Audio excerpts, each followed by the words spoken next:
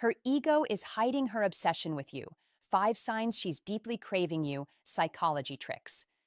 Welcome to our channel. It's Stoicism Win, where you find interesting and useful knowledge from the Stoic philosophers to lead a happy and good life.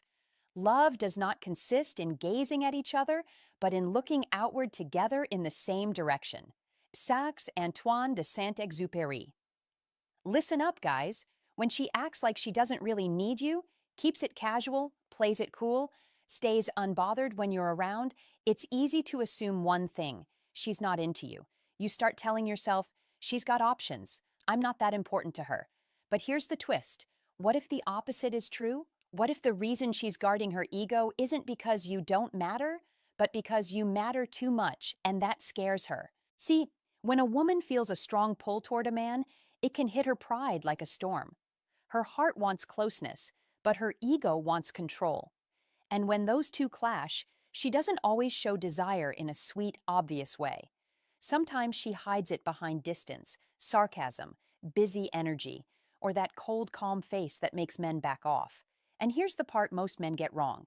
There's one behavior nearly every guy reads as rejection, when in reality, it can be the strongest sign she's deeply craving you. I'll reveal what it is in a moment, but first, you need to understand the battle happening inside her. Because desire is vulnerable, and the more she wants you, the more she risks feeling exposed. So her ego steps in like a shield. If I act like I don't care, I can't get hurt. If I keep control, I won't look desperate. If I don't show it, he can't use it against me. That's why the women who crave the hardest sometimes look the most indifferent, not because they feel nothing, but because they feel too much, and they're trying to stay safe. So today, we're breaking down the clear signs her ego is just a mask, covering the fact that she's secretly obsessed with you. And we'll also cover the one thing you must never do when she's in this guarded state, because one careless move can feed her pride and make her shut the door completely. This isn't guesswork. This is psychology, the push and pull between desire and self-protection that most men misunderstand, then regret later. Stay with me, because around the 4-minute mark, you'll understand the real reason why the women who want you most often act like they don't care at all. And trust me, it's not what you think. Now, let's get into what most guys get completely wrong. Why her ego hides her true desire. Why her ego hides her true desire is almost never about you lacking something. It's about her trying to protect herself at the exact moment she wants you more than she expected. Imagine this. You walk into a room and she visibly brightens. Her posture opens. Her eyes soften. Then, the second you notice, her face resets. Neutral, controlled. You send her a flirty text and she replies with something short, casual, almost dismissive. You suggest spending time together and she says, "Maybe let me check my schedule," even though you both know she's free. You're left wondering if she's only mildly interested, or if you imagined the spark. Don't fall into that trap. Be calmer than your confusion. That is the first psychology trick most men miss. When warmth is followed by distance, it often means her feelings crossed a line that made her uncomfortable. In female psychology, strong desire can feel risky, especially if she has been hurt before. She remembers being the one who cared more. She remembers opening up too early. She remembers the sting of feeling exposed. Those memories don't disappear. They become her ego's alarm system. So when she starts craving you, her mind reacts fast. Her ego tells her, "Don't show this. Don't lose control." And that is when something fascinating happens. There is a psychological defense mechanism called reaction formation. When it activates, a person displays the opposite of what they truly feel. The more she wants you, the cooler she acts. The more she thinks about you, the more casual her tone becomes. The more emotionally invested she feels, the more she pretends she isn't affected. This is not manipulation. This is protection. Her psychological immune system is trying to shield her from vulnerability. And here's the part that puts you in a powerful position. She is not choosing to play hard to get. Her ego is doing it automatically, on autopilot. That means her surface behavior is unreliable data. You must stop judging her interest by obvious signals alone. Instead, look underneath. Pay attention to the subtle patterns she can't fully control. There are 5 signs she's deeply craving you even while her ego tries to hide it. First, she remembers small details about you, things you mentioned once, preferences you didn't emphasize, stories you forgot you told. That's not politeness, that's attention. Second, she finds reasons to be near you without labeling it as a date. She shows up where you are, she lingers, she times her exits with yours, she calls it coincidence, her body tells the truth. Third, she tests your emotional steadiness. Short replies, light pullbacks, mild teasing. This is not rejection, it's a check. She's asking, will he panic? Will he chase? Will he lose his center? Don't fail this test. Be relaxed, be consistent. Fourth, she becomes noticeably alert when other women are around you. She may not confront it directly, she may joke, she may suddenly engage more. That flicker matters. Don't punish it. Don't inflate your ego, just notice it. Fifth, she offers small doses of vulnerability wrapped in humor or quick subject changes, a personal admission, a quiet compliment, a moment of honesty that disappears fast. That is her desire peeking out to see if it's safe. Your response matters here. Don't interrogate her feelings. Don't demand clarity too soon. Be present, be warm, be steady. This is where psychology tricks should be used correctly. Not to control her, not to corner her, but to understand her. One of the most important psychology tricks is this: never pressure what is still forming. Pressure strengthens her ego's defenses. Consistency weakens them. That is female psychology at its core. You must invite without chasing, express interest without over-explaining, lead without pushing, say what you want clearly. I enjoy talking with you. Let's get together Thursday.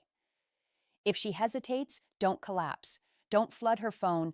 Don't retreat into sarcasm. Be calm. Let the space do the work. Space is where her desire grows loud enough for her to hear it herself. If you want to understand how to fall in love without losing your dignity, remember this: love doesn't grow from pressure. It grows from safety, from emotional stability, from a man who is grounded in himself. In female psychology, attraction deepens when a man is emotionally solid, present, direct, unrushed. So don't label her as distant just because her ego is cautious. Don't assume disinterest when you see effort hiding behind restraint. Be observant, be patient, be self-respecting, and also be honest with yourself. If her maybe never becomes a plan, if she never initiates, if she never invests anything real, walk away with grace. But if you see the signs, the memory, the proximity, the tests, the subtle jealousy, the quiet vulnerability, understand what's happening underneath. Her desire is real. Her ego is just trying to catch up. Use psychology tricks to stop taking her defenses personally. Use psychology tricks to stay calm while she sorts through her emotions. Use psychology tricks to lead with clarity instead of anxiety. That is how to fall in love as a grown man, with steady energy, clear intent, open presence, and no scrambling. Sign 1. That proves her ego is concealing her obsession. Before I go any deeper, smash that like button, because what I'm about to share runs directly against nearly every cliché piece of dating advice you've ever heard. Most advice tells you to look for loud signals, big compliments, constant texts, overt affection. That advice misses what actually matters. Here it is. The biggest sign her ego is masking how intensely she craves you is not pursuit. It's alignment. It might sound odd at first. She consistently downplays your influence on her, yet she subtly mirrors almost everything about you. Not the obvious things, not copying your slang or mimicking your jokes. I'm talking about the deeper layers. Your energy, your worldview, your random opinions, your sudden interest in a band, a podcast, or a show she never gave a second glance before. That's where the truth hides. Why is this so significant? Because when a woman is only mildly interested, she stays firmly inside her own bubble. She doesn't absorb your world. She doesn't adapt to your rhythm. She observes you from a distance. She hasn't decided whether you matter yet. But when she's deeply, intensely craving you, something changes beneath the surface. She begins unconsciously aligning herself with your reality, not because she's trying to impress you, not because she's planning it, but because her mind is already integrating you into her sense of self. And that's where her ego steps in and says, "Careful, don't reveal this." So she does something very specific. She mirrors you quietly while denying your influence openly. She'll casually mention she finally tried that restaurant you raved about, but she'll frame it like it was completely her idea. She'll echo your opinion on some random topic, but present it as if she's always believed it. She'll suddenly share your taste in music, your sense of humor, your outlook on life, yet act as though none of it has anything to do with you. That is not coincidence. That is integration. She's weaving you into her identity while refusing to admit you've had any real impact. Her ego simply won't allow her to acknowledge that one man could hold that kind of sway over her, especially not outwardly, especially not to you, especially not while she's still trying to maintain the image of being self-contained and unaffected. Psychologists call this covert identification, and it only shows up when someone has truly gotten under her skin. This is not something that happens with casual interest.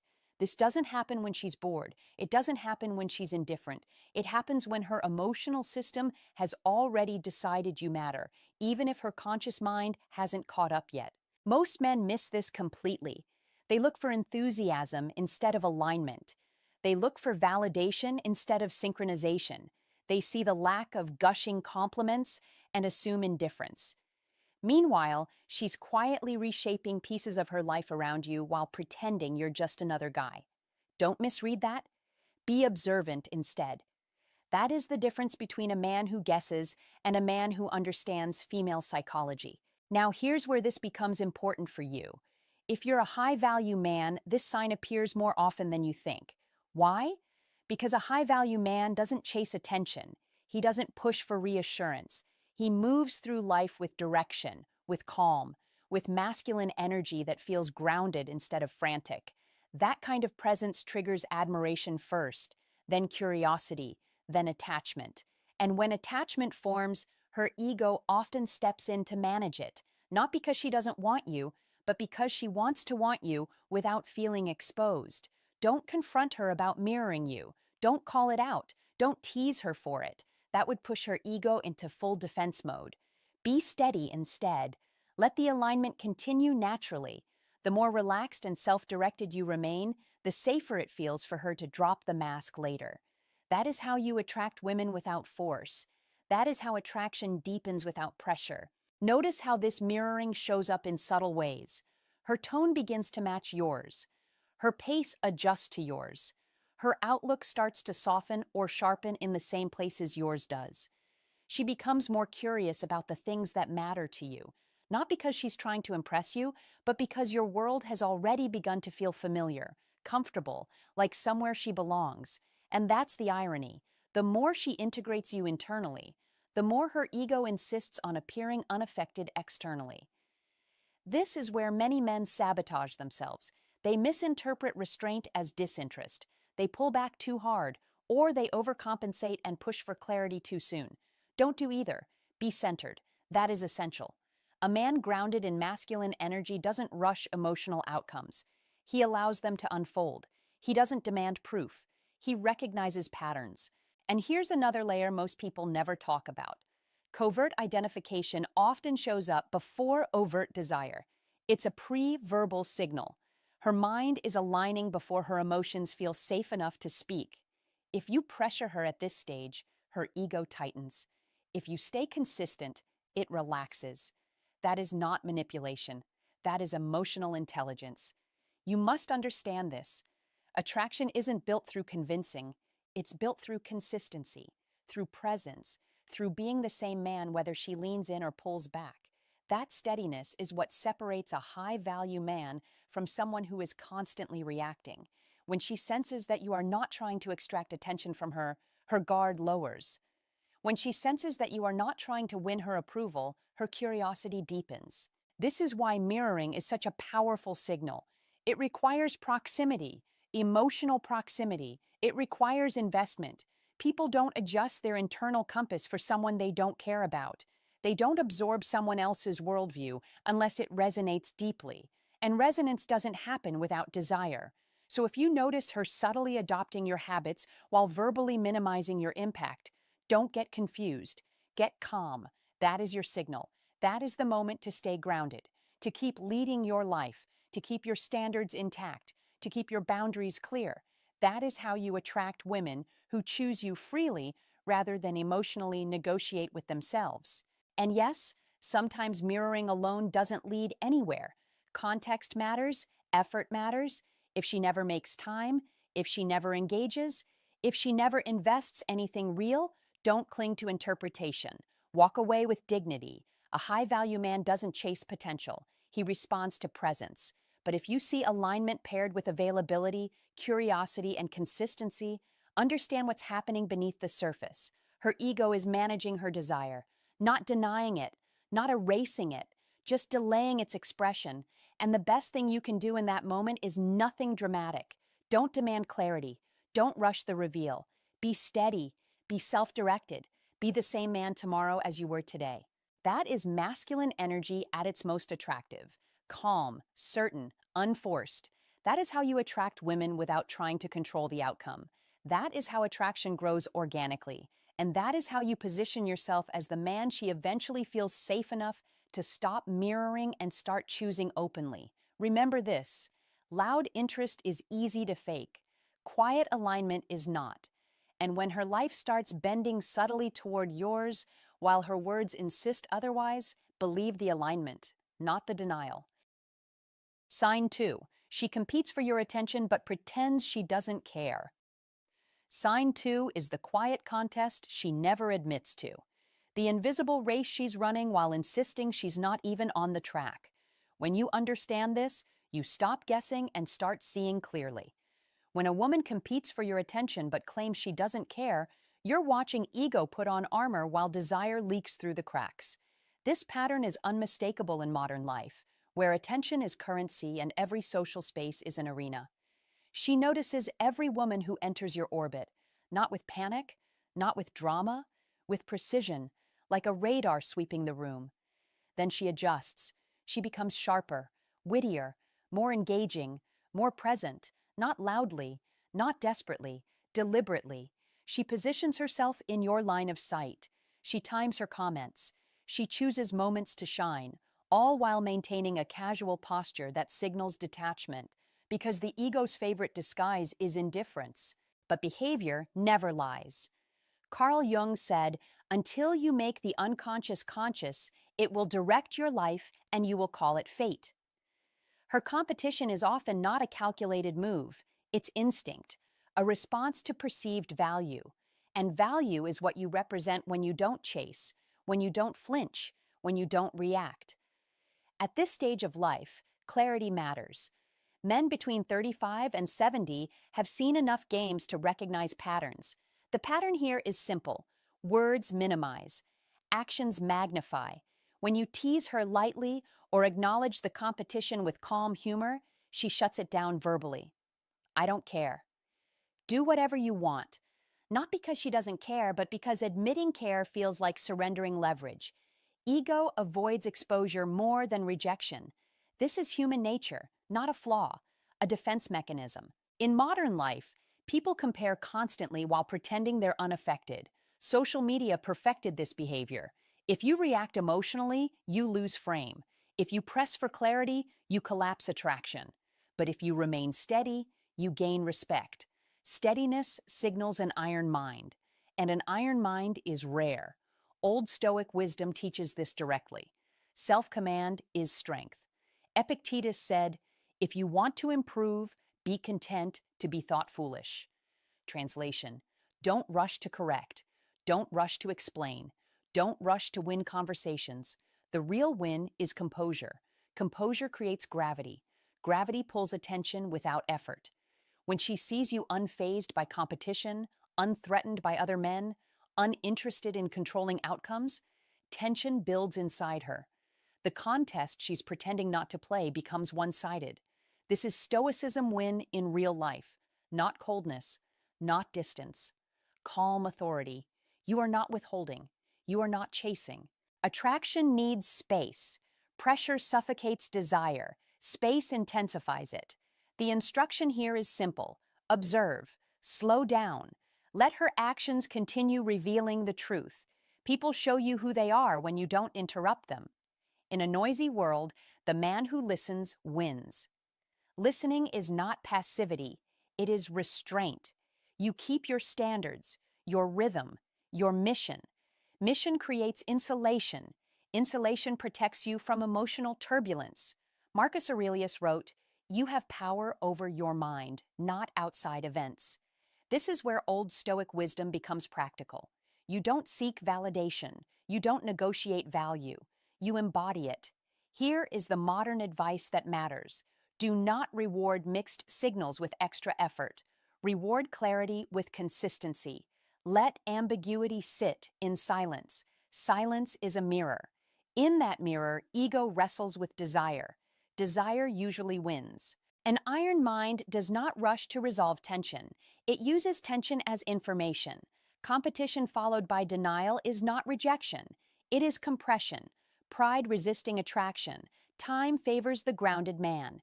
Desperation repels. Calm focus attracts. Men who master this stop analyzing texts and start reading behavior. Strategy is patience guided by awareness. Awareness grows when emotion is regulated.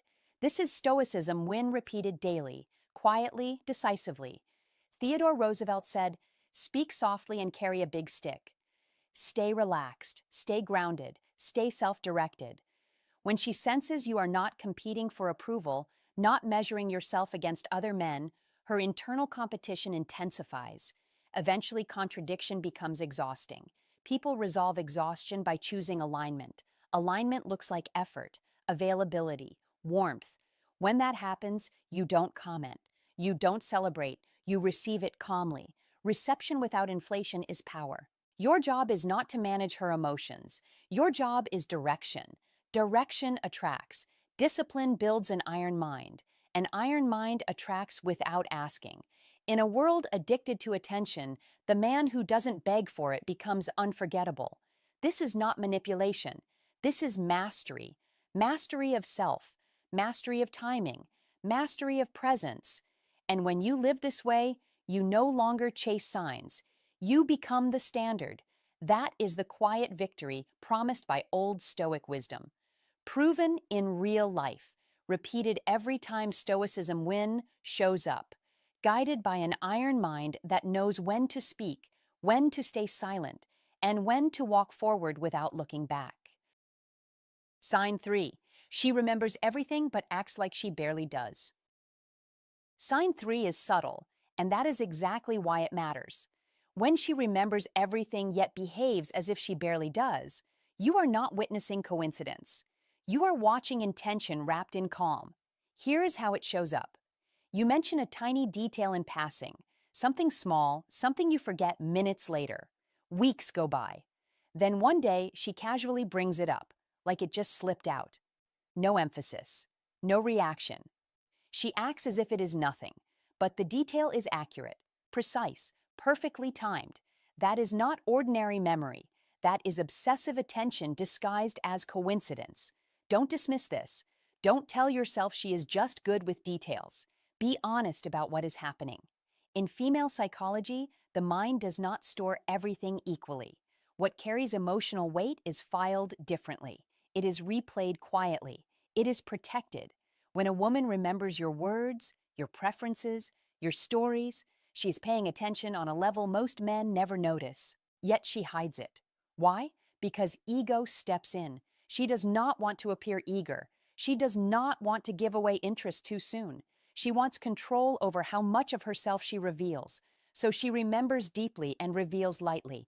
This is one of the most misunderstood psychology tricks in attraction.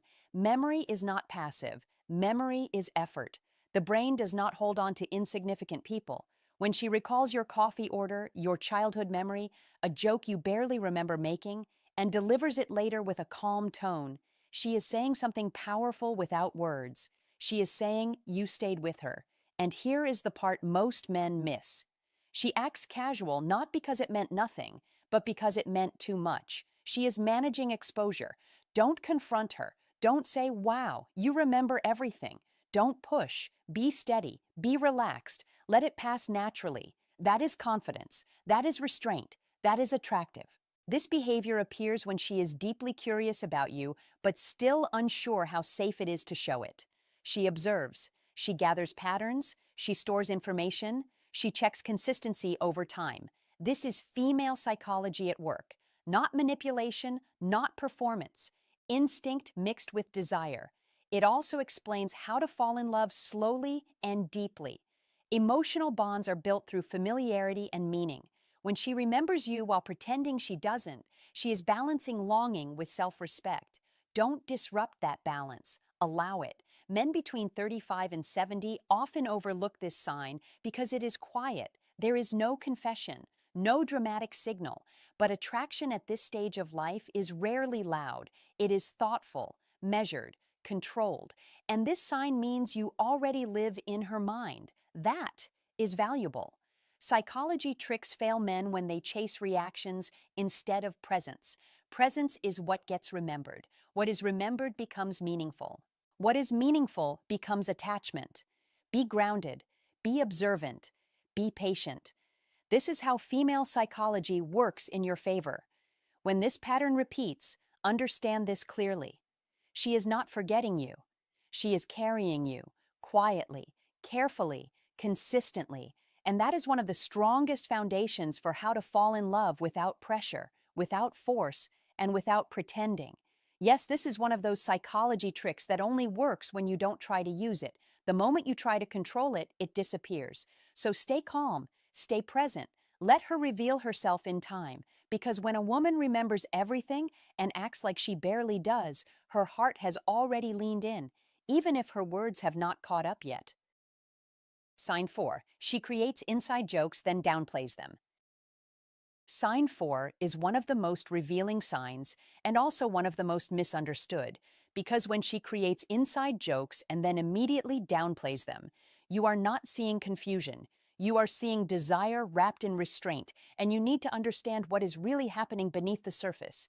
It starts innocently, a shared moment, a phrase only the two of you understand, a small joke tied to a story, a look, a timing that no one else would catch. She laughs. You laugh. Something clicks. That is not random. Inside jokes are emotional shortcuts. They create a private world. They say, "This is ours." And here's the part most men miss. She built that world intentionally. People do not create inside jokes with someone they feel neutral about. They do it with someone they are mentally revisiting later, someone whose presence lingers after the conversation ends. In female psychology, shared references are anchors. They trigger memory. They trigger emotion. They replay moments without needing the moment to be present again. But then something interesting happens. Right when the joke starts to feel warm, right when it feels like it might mean something, she pulls back. She laughs it off. She minimizes it. She pretends it was nothing special. She might even change the subject. Don't misread this. Don't assume she lost interest. Be precise in your thinking.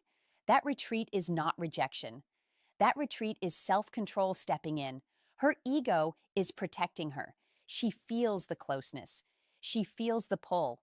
And instead of leaning forward too fast, she steps back to regain balance. This is where many men make mistakes. They chase the moment. They try to recreate the joke.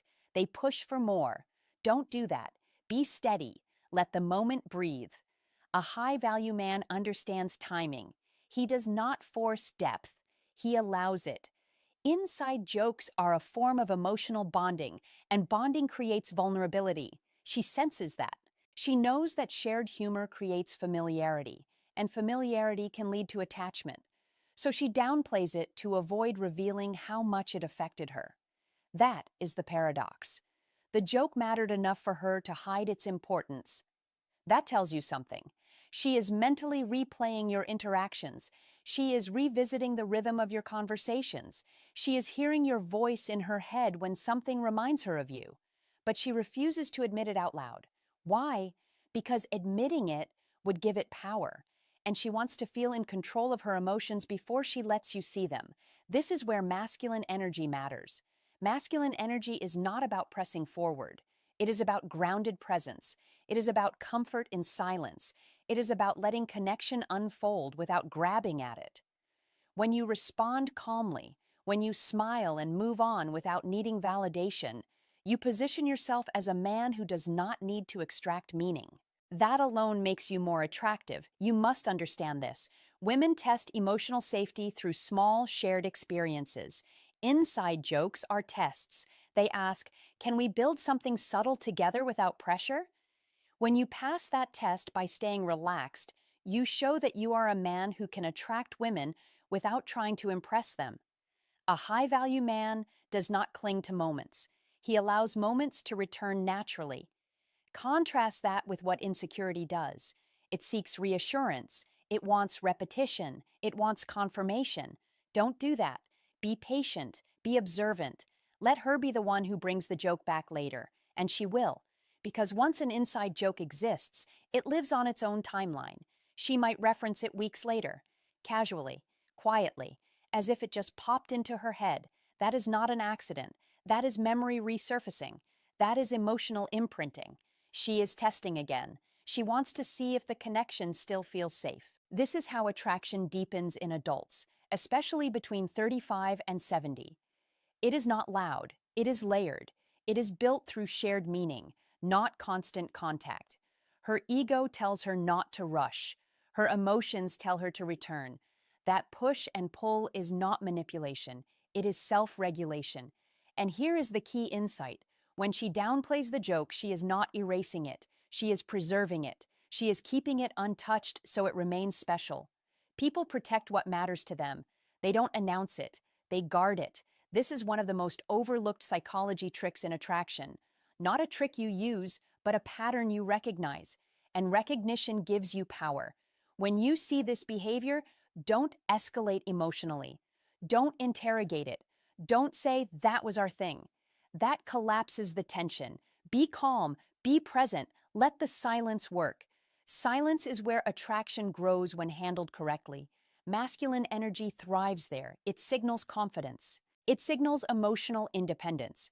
And that is what allows her to relax and lean in later. Inside jokes are small doors. You don't kick them open. You wait for them to open wider on their own. This is how a high-value man attracts women without chasing them. He understands pacing. He understands that emotional connection is not built through intensity, but through consistency and safety. She is craving connection, but she wants to feel dignified while doing it. So she creates closeness, then retreats to reset her composure. Let her. That restraint is not distance, it is preparation. When she comes back to that joke again, when she smiles a little longer, when her tone softens just slightly, understand this. She is allowing herself to want you, slowly, carefully, on her terms. You must respect that process. That is how you attract women who choose you freely, not women who feel pushed. Masculine energy does not rush the unfolding. It holds the frame. And the man who can do that becomes unforgettable. If this sign hit close to home, don't just scroll past it. Like the video, subscribe for more insights, and engage with the channel so this conversation keeps going. Most importantly, comment this below to lock it in.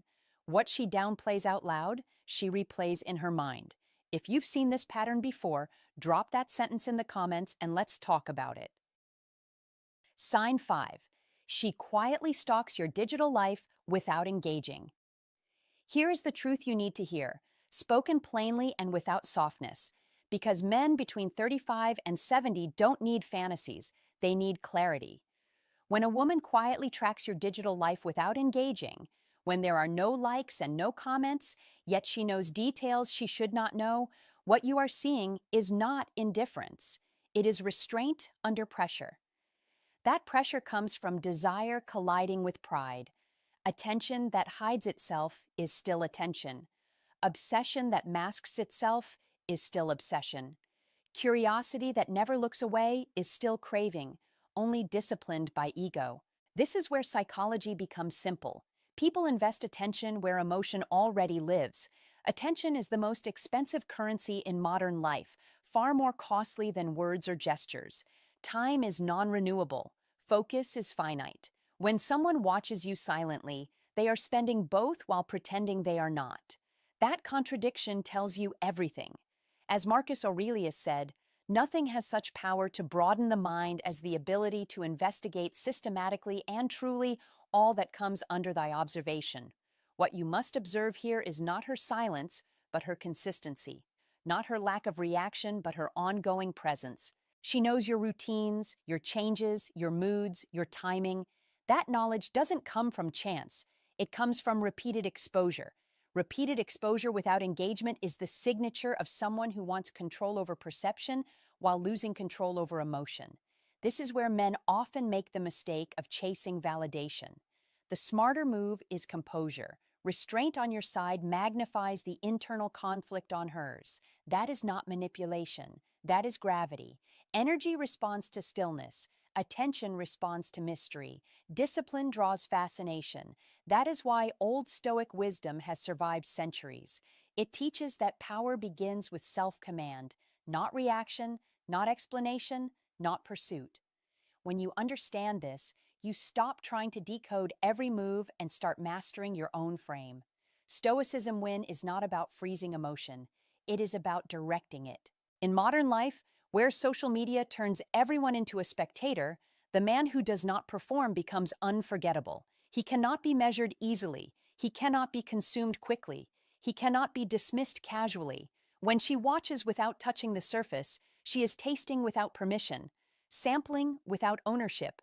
That unsettles the ego. Ego wants clarity. Ego wants superiority. Ego wants certainty.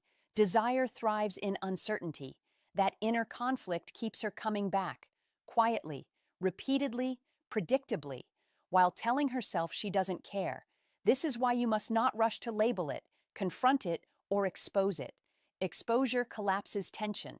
Tension is where attraction breathes. As Seneca warned, he who is brave is free. The man who does not need answers holds the strongest position. He is not ruled by curiosity. He is not ruled by fear. He is not ruled by approval. In practical terms, your advice is simple but not easy. Keep your life structured. Keep your presence intentional. Share selectively. Live fully offline. Build competence. Build health. Build calm authority. The man with an iron mind does not signal value. He radiates it through consistency, boundaries, and direction. When your life continues to expand without seeking permission, those who observe from the shadows feel the distance growing, not shrinking. Distance intensifies interest far more effectively than availability ever could. This is not about games. It is about alignment. When you are aligned with your purpose, others orbit naturally. If someone chooses to orbit silently, that is their choice, their tension, their internal dialogue, not your responsibility. This mindset protects you from emotional leakage, overinterpretation, premature investment, and self-doubt.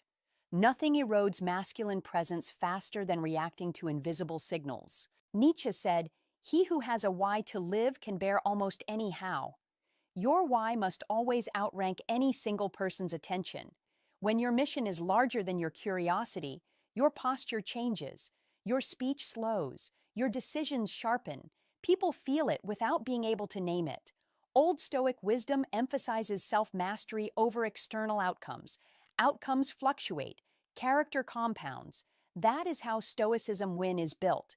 If her ego is hiding her obsession, it will surface eventually, through cracks, slips in timing, emotional reactions, sudden presence, indirect communication.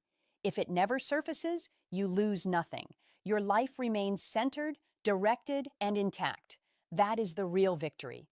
Men who master life do not hinge their momentum on hidden attention. They use it as confirmation that silence often speaks louder than words. Remember this: calm is contagious, discipline is magnetic, certainty is attractive at any age. The iron mind does not chase signals. It creates gravity. Whether she steps forward or remains a silent observer, you stay unmoved, progressing, grounded, in control. That is how you win quietly, consistently, and completely. The one deadly mistake that hands her ego permanent victory. Here's the truth most men never hear, and it's the part that quietly decides everything between you and her. The biggest mistake is not what you say, it's when you try to expose what she's hiding. When a woman's ego is masking her obsession with you, your instincts will scream to confront it, to call it out, to push for clarity, to demand honesty, to force the truth into the open. But don't do that. Don't rush. Don't challenge the mask head on. Because the moment you threaten her ego, you corner her into a choice she will almost always make the same way: pride or desire. And pride usually steps forward first, not because she doesn't feel deeply, but because female psychology is wired to protect self-image before surrendering emotion. Once pride feels attacked, it hardens, it defends, it retreats, and you lose leverage without realizing it. Instead, you must let her ego believe it's in control while you quietly remove its armor piece by piece. Real attraction doesn't grow through pressure. It grows through safety, mystery, and restraint. So don't chase harder when she pulls away. Don't demand vulnerability when she hesitates. Don't push for confessions when silence appears.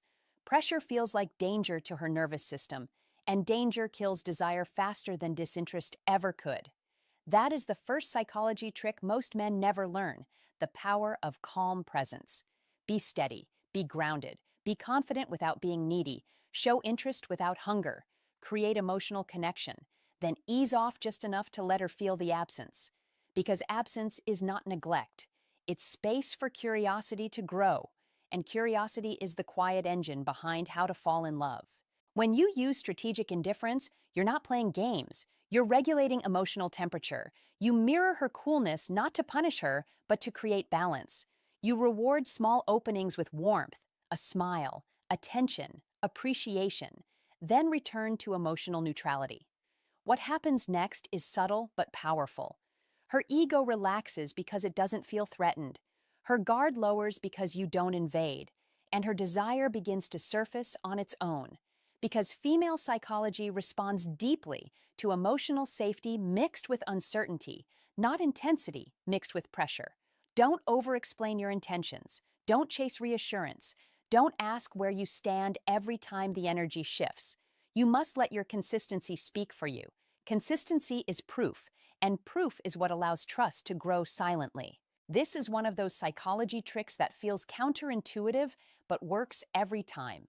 When you stop forcing momentum, momentum finds you. When you stop demanding closeness, closeness seeks you out. Slowly, almost invisibly, her behavior changes. She starts checking in more. She opens up without being asked. She softens her tone. She invests emotionally while still pretending she's not. And that's the moment many men ruin everything by pushing again. So don't speed up when things start working. Don't interrogate the shift. Don't label it. Don't celebrate too early, because the ego is still watching, still testing, still scanning for threats. Be patient, be observant, be calm. Let her come to her own conclusions. Conclusions she reaches herself feel safer than truths you hand her. Remember, obsession doesn't look like obsession at first. It looks like restraint, hesitation, mixed signals, and controlled distance, especially in emotionally intelligent women. Your role is not to break through that wall with force, but to stand so solidly that the wall becomes unnecessary. This is advanced female psychology, not manipulation, not control, emotional leadership. The kind that says, I'm here, I'm steady, I'm not chasing, and I'm not leaving. That combination disarms fear in a way words never could. You're proving you're safe not by promising it, but by embodying it, by not reacting impulsively, by not needing validation, by staying centered even when the dynamic feels uncertain. That is how to fall in love without pushing someone into a corner.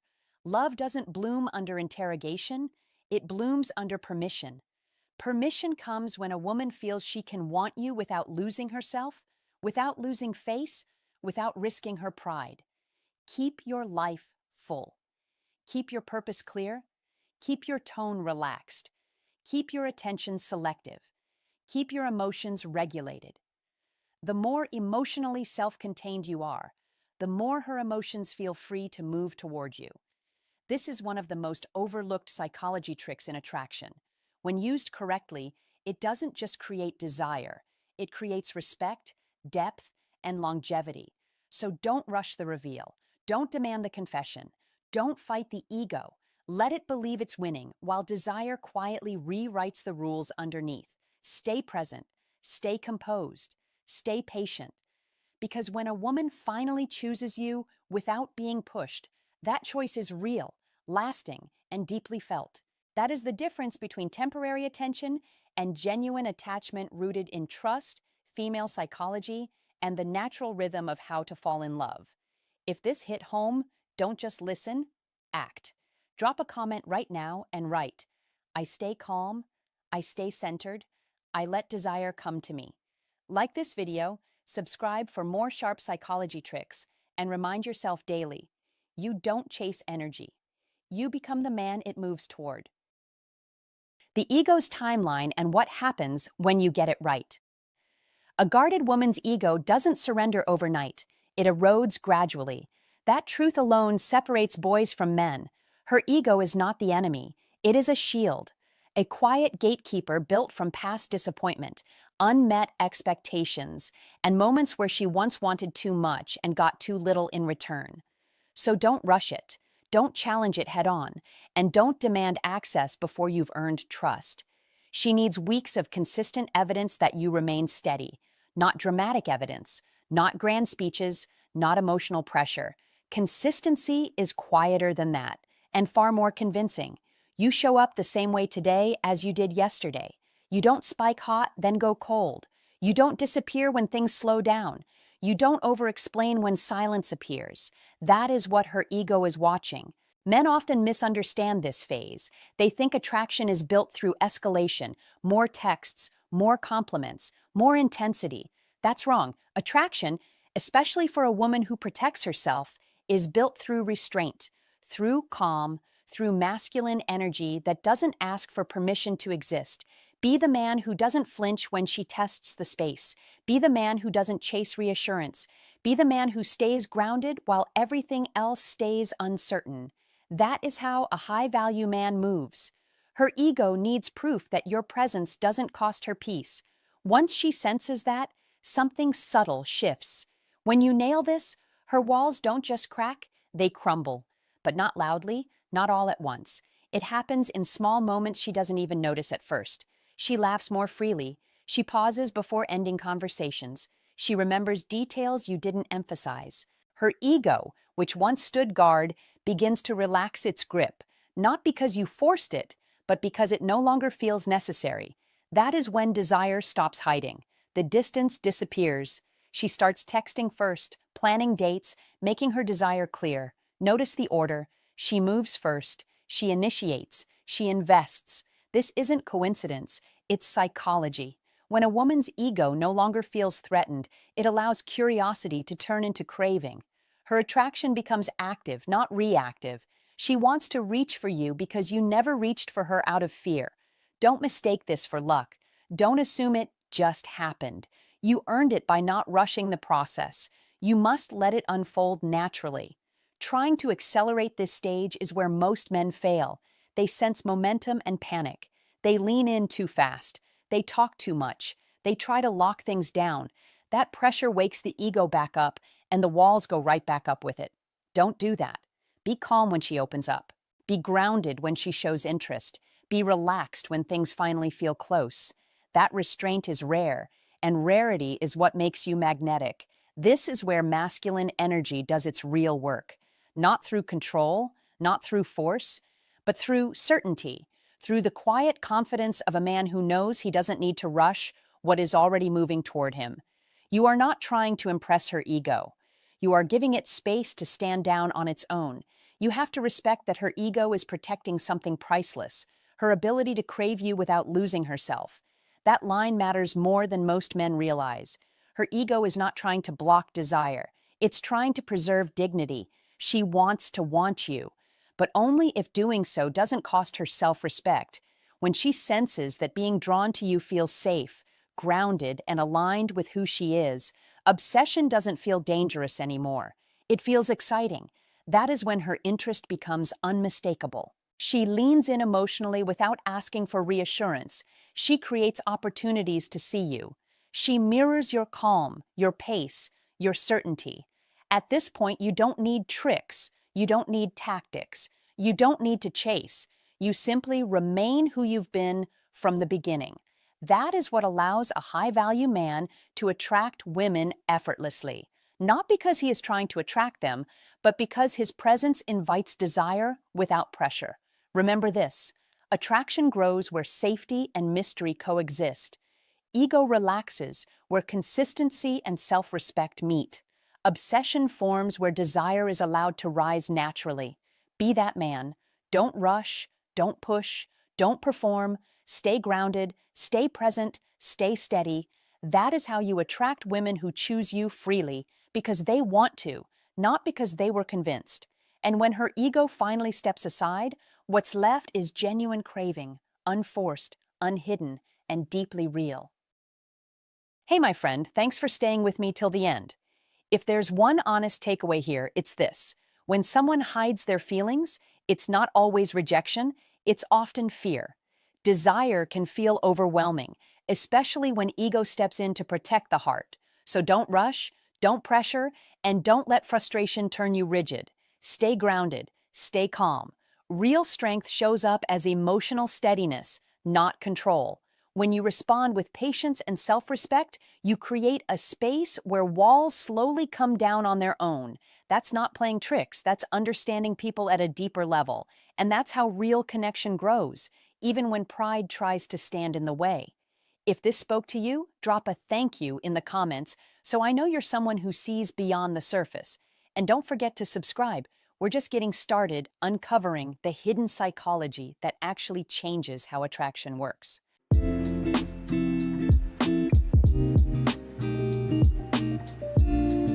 9 cute nicknames women secretly love that trigger instant attraction. Psychology tricks. Love doesn't consist in gazing at each other, but in looking outward together in the same direction. Antoine de Saint-Exupéry. There's a quiet kind of magic in relationships that most men never learn on purpose. It's not your muscles, not your watch, not even the perfect line at the perfect time. It's something smaller and way more powerful: what you call her. A nickname is more than a cute label. Done right, it becomes a signal, a private doorway that tells her, I see you, you matter to me, you're safe with me. And when a woman feels seen and safe, attraction doesn't need to be forced. It rises naturally. A lot of men treat nicknames like a joke or a habit, but the truth is, the right nickname can hit her heart before her mind even catches up. It can soften her, warm her, and make her feel emotionally closer, sometimes in seconds. Here's why that happens in simple psychology. When she hears an affectionate name from a man she feels connected to, her brain can release dopamine, pleasure plus anticipation, and oxytocin, bonding plus trust. That combo doesn't just sound sweet, it makes your presence feel good, like comfort, closeness, and chemistry all at once. So no, it's not manipulation. It's emotional intelligence. It's knowing that attraction isn't only visual, it's emotional. And emotion is often triggered by the smallest details. Today, we're going to break down 9 cute nicknames women secretly love, the ones that tend to spark instant warmth and butterflies, and the psychology behind why they work. And one more thing before we start: a nickname only has power when it feels earned and personal. If you use the wrong one too early, it can feel fake. But when you choose the right one at the right time, like it fits her perfectly, it lands deep. So if you've ever wanted to make her melt a little, make her feel adored without trying too hard, and build that kind of connection she can't fully explain, stay with me, because once you understand this, your words won't hit the same way ever again. Nickname number 1: Pretty Lady. Sounds simple, almost old school, but don't be fooled. because this is a quiet psychological double strike that works precisely because it feels natural and unforced. And when you use it correctly, it taps straight into female psychology without ever sounding rehearsed or clever. Be clear about this. When you say pretty lady, you are doing two things at once, and that is where the psychology tricks begin. You are acknowledging her physical beauty, yes, but you are also affirming her identity as a woman who carries grace, presence, and self-worth. And that second layer matters more than most men realize. Women want to feel desired, of course, but they also want to feel seen, not just looked at. And Pretty Lady lands right in that sweet spot where attraction meets respect. Don't rush it. Don't throw it out like a throwaway line. Say it with intention. Say it calmly. Say it like you've already decided she matters. That is the difference between words that disappear and words that stay with her long after the moment has passed. Tone is everything here. Be warm, not loud. Be steady, not playful in a forced way. A soft smile helps because it signals comfort and confidence at the same time, and confidence is one of the quiet engines behind how to fall in love from a psychological standpoint. When you say pretty lady in the right tone, you subtly create a private moment, even if you're in a crowded room. And for her, it feels like the noise fades and the focus narrows to just the two of you, which is exactly how emotional attraction often begins. Don't overdo it. You must let it feel earned. Use it when she's already relaxed, when she's speaking, laughing, or simply being herself, because that's when the nickname reinforces something she already feels instead of trying to manufacture a reaction. That is a core principle of female psychology. Affirmation works best when it reflects reality rather than trying to override it. Pretty Lady also carries a sense of class that many modern compliments lack. It doesn't chase approval. It doesn't ask for validation. It states appreciation as a fact. That is powerful. Be aware that attraction isn't just about clever phrases or surface charm. It's about emotional safety mixed with admiration, and this nickname delivers both when used correctly. Don't explain it. Don't justify it. Let it stand on its own. The moment you try to clarify, you weaken the effect. That is another subtle psychology trick most men miss. When something feels natural, the mind accepts it faster. When something is explained, the mind evaluates it. You want acceptance, not evaluation. From the perspective of how to fall in love, this matters more than people think, because emotional bonds form when a woman feels appreciated without pressure, noticed without being examined, and valued without being put on display. Pretty Lady achieves this because it feels timeless, like something a man says when he is comfortable in his own skin. Be that man. Be calm. Be present. Let the words come out slowly. You must understand that attraction is rarely about the vocabulary itself. It's about the emotional frame you create around the words. That is why the same nickname can feel flat from one man and magnetic from another. The difference is intention, delivery, and emotional alignment. Don't try to use this as a trick in isolation. Integrate it into genuine attention. Listen to her. Respond to what she says. Then, when you say pretty lady, it feels like a natural extension of the connection rather than a technique. This is where psychology tricks, when used ethically, become tools for clarity instead of manipulation. Female psychology responds to consistency. If your words match your behavior, trust grows. If trust grows, attraction deepens.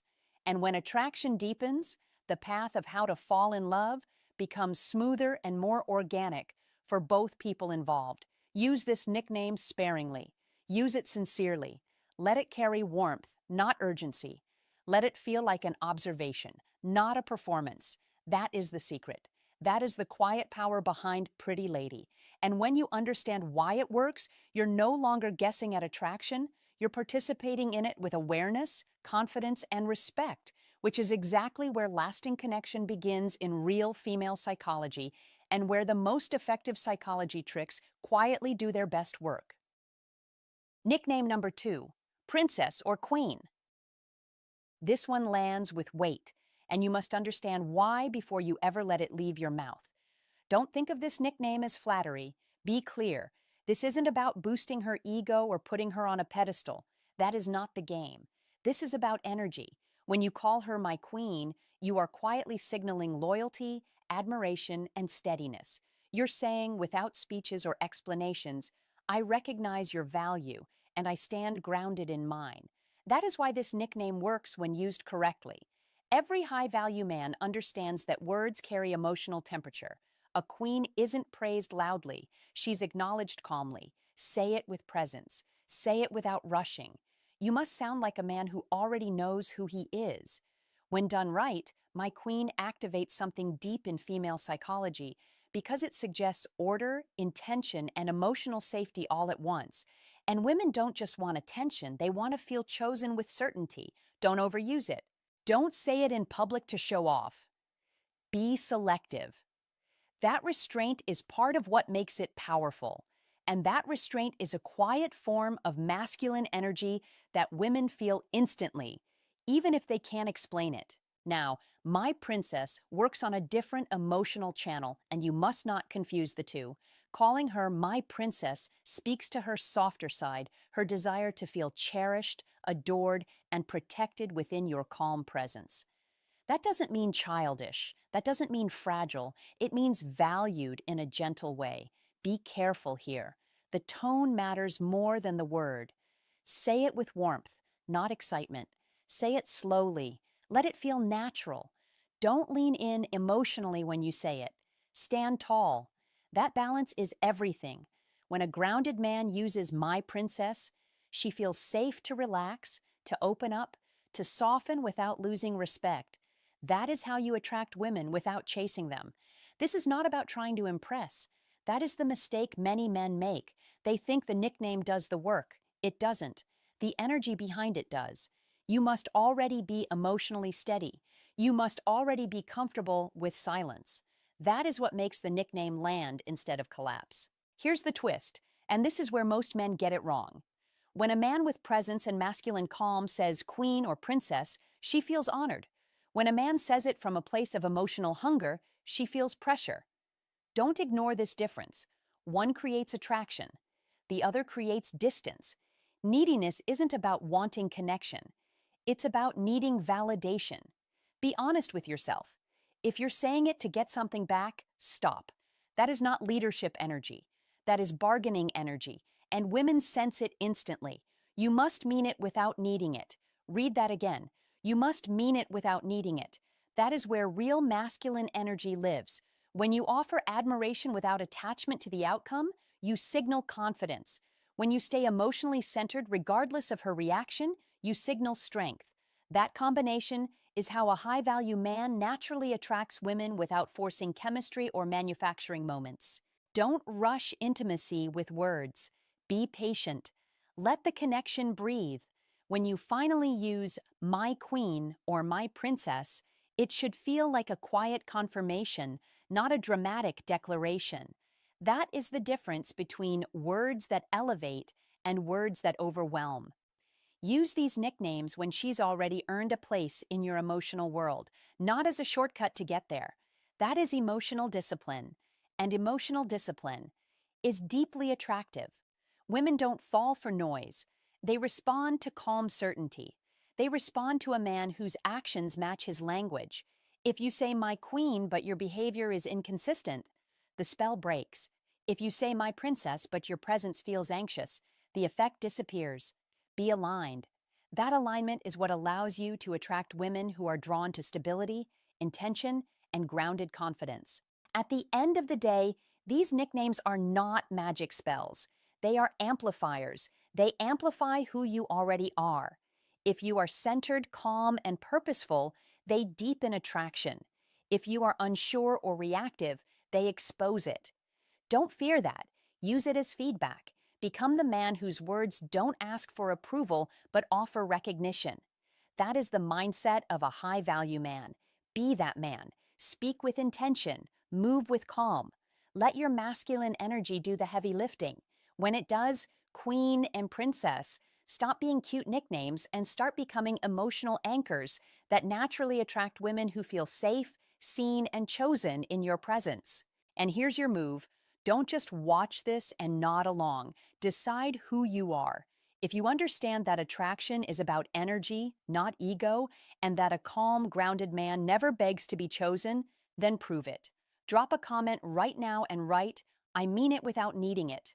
Like this video, subscribe for more sharp psychology tricks that actually work, and remind yourself every day, real masculine polarity is felt, not forced. Nickname number 3, gorgeous. Use it like a man who knows exactly who he is and what he's doing. Hey, gorgeous. 2 words, clean, direct. No begging, no performance. When you say it the right way, it creates an instant internal shift for her because it's not just praise, it's recognition. It quietly communicates, I notice you, I appreciate you, I'm not afraid to say it. And here's the secret most guys miss. Women don't fall for random compliments. They respond to certainty. They respond to the feeling that you're seeing something real in them, not trying to win points. Gorgeous works because it hits identity. It's not nice dress. It's not you look good today. It's you are gorgeous. And the brain stores that differently. It becomes a label, a role, a moment she replays later when she's alone, when she's driving, when she's scrolling, when she's brushing her teeth, because the line landed with calm conviction. Now listen carefully. This is where men either rise or ruin it. The nickname only works when there is emotional safety already in place. Without closeness, gorgeous can feel like a script. With closeness, it feels like a signal, a warm, confident tap on the shoulder that says, I'm here and I see you. So you earn the right to say it first. You earn it by being steady, by being consistent, by paying attention, by making her feel respected and secure in your presence. Then you deploy it casually, not theatrically. You don't announce it. You don't overdo it. You drop it into the flow like it belongs there, greeting her at the door, seeing her step out of the car, catching her smile across the room, even a simple text, "Morning, gorgeous," after you've already built rapport. Timing matters, tone matters, your face matters, relaxed shoulders, calm eyes, a slight pause. Then you move on, because real confidence doesn't linger and beg for a reaction. Let her respond in her own way, smile, look away, tease you, roll her eyes playfully. None of that means it failed. It means it hit. Remember what Maya Angelou said, people will forget what you said, but they will never forget how you made them feel. That's the entire game right there. Nicknames are not cute sounds. They are emotional codes. They carry frequency. They carry history. They train the nervous system. Say the wrong one at the wrong time and she'll feel pressure. Say the right one at the right time and she'll feel pulled closer without understanding why. And gorgeous is powerful because it's simple grown man language. No gimmicks, no awkward slang, no trying to sound young. It fits a man in modern life who is busy, responsible, and still knows how to keep the spark alive. You're not a teenager. You don't need cheesy lines. You need precision. You need control. You need an iron mind in a world that rewards impulsive men and punishes careless words. This is where old Stoic wisdom becomes your advantage. Discipline over emotion, intention over impulse, strength with warmth.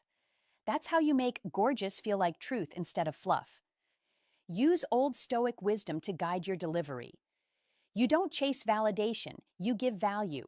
You don't push, you invite. You don't talk fast, you speak clean. That's how you create attraction without trying too hard. As Marcus Aurelius put it, waste no more time arguing what a good man should be. Be one. Be one. And your words start carrying weight. In practical terms, here's your instruction. Do not throw nicknames around like confetti. Make them rare enough to matter. Make them accurate enough to be believed. Make them attached to moments she wants to relive, when she's stressed from work, when she's juggling family responsibilities, when modern life is loud and her mind is crowded. You become the man who brings calm and clarity with 2 words. That's leadership. That's romance with backbone. And if you want the psychology trick behind it, it's this. Repetition with emotional safety creates conditioning. You say gorgeous in good moments, light laughter, shared wins, quiet evenings, and her brain starts linking you to that feeling. That's not manipulation. That's mastery. That's Stoicism win in real time. Steady presence, steady tone, steady standards. Stoicism win is when your emotional control becomes her emotional comfort. Stoicism win is when you don't overreact, you don't over-explain, you don't over-pursue, and she feels drawn in because you feel solid. So keep your frame, keep your respect, keep your pace. If you sense she's not comfortable yet, you don't force it, you build closeness first. Ask better questions, listen fully, follow through, keep your word, hold your boundaries without harshness.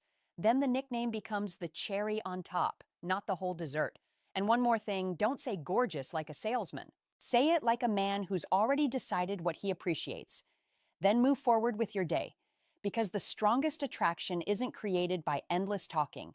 It's created by a man who can speak a few words with certainty and let them echo. That's the outcome you want. Echo, not noise. Be the man who plants a sentence and lets it grow in her mind. Be the man with an iron mind and a warm edge. Be the man who uses old Stoic wisdom to stay grounded in a distracted world. Say, hey, gorgeous, when it's earned, when it's natural, when it's calm. Then lead, then live. Then watch how quickly the connection deepens because you didn't just compliment her. You gave her a role she wants to step into, and you did it with the quiet authority of a man who knows what he's doing. Nickname number 4, babe or baby. Sounds simple, almost too familiar. Yet this is where subtle psychology tricks quietly do their best work. These words are not powerful by default. They become powerful when they carry intention, timing, and emotional weight. When you say babe the right way, what reaches her is not the word itself, but the feeling behind it. A sense of closeness, ease, shared space. A signal that says, you and I are connected right now.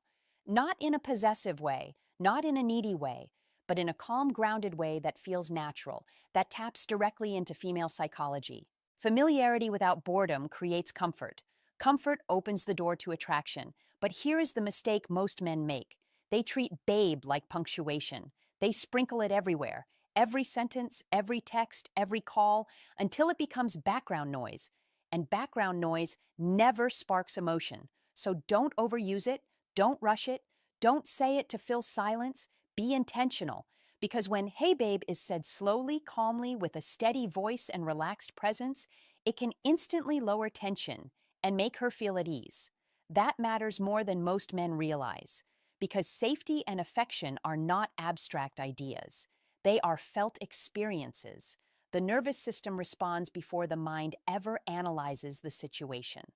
That is how attraction actually begins, not in logic, in sensation. When you understand that, you start to understand how to fall in love without pushing, without convincing, without performing, and baby takes this one step deeper. Baby carries a softer emotional tone. It suggests care, importance, warmth. When used sparingly, it tells her she matters in a way that goes beyond physical desire. It says, I see you and I value you.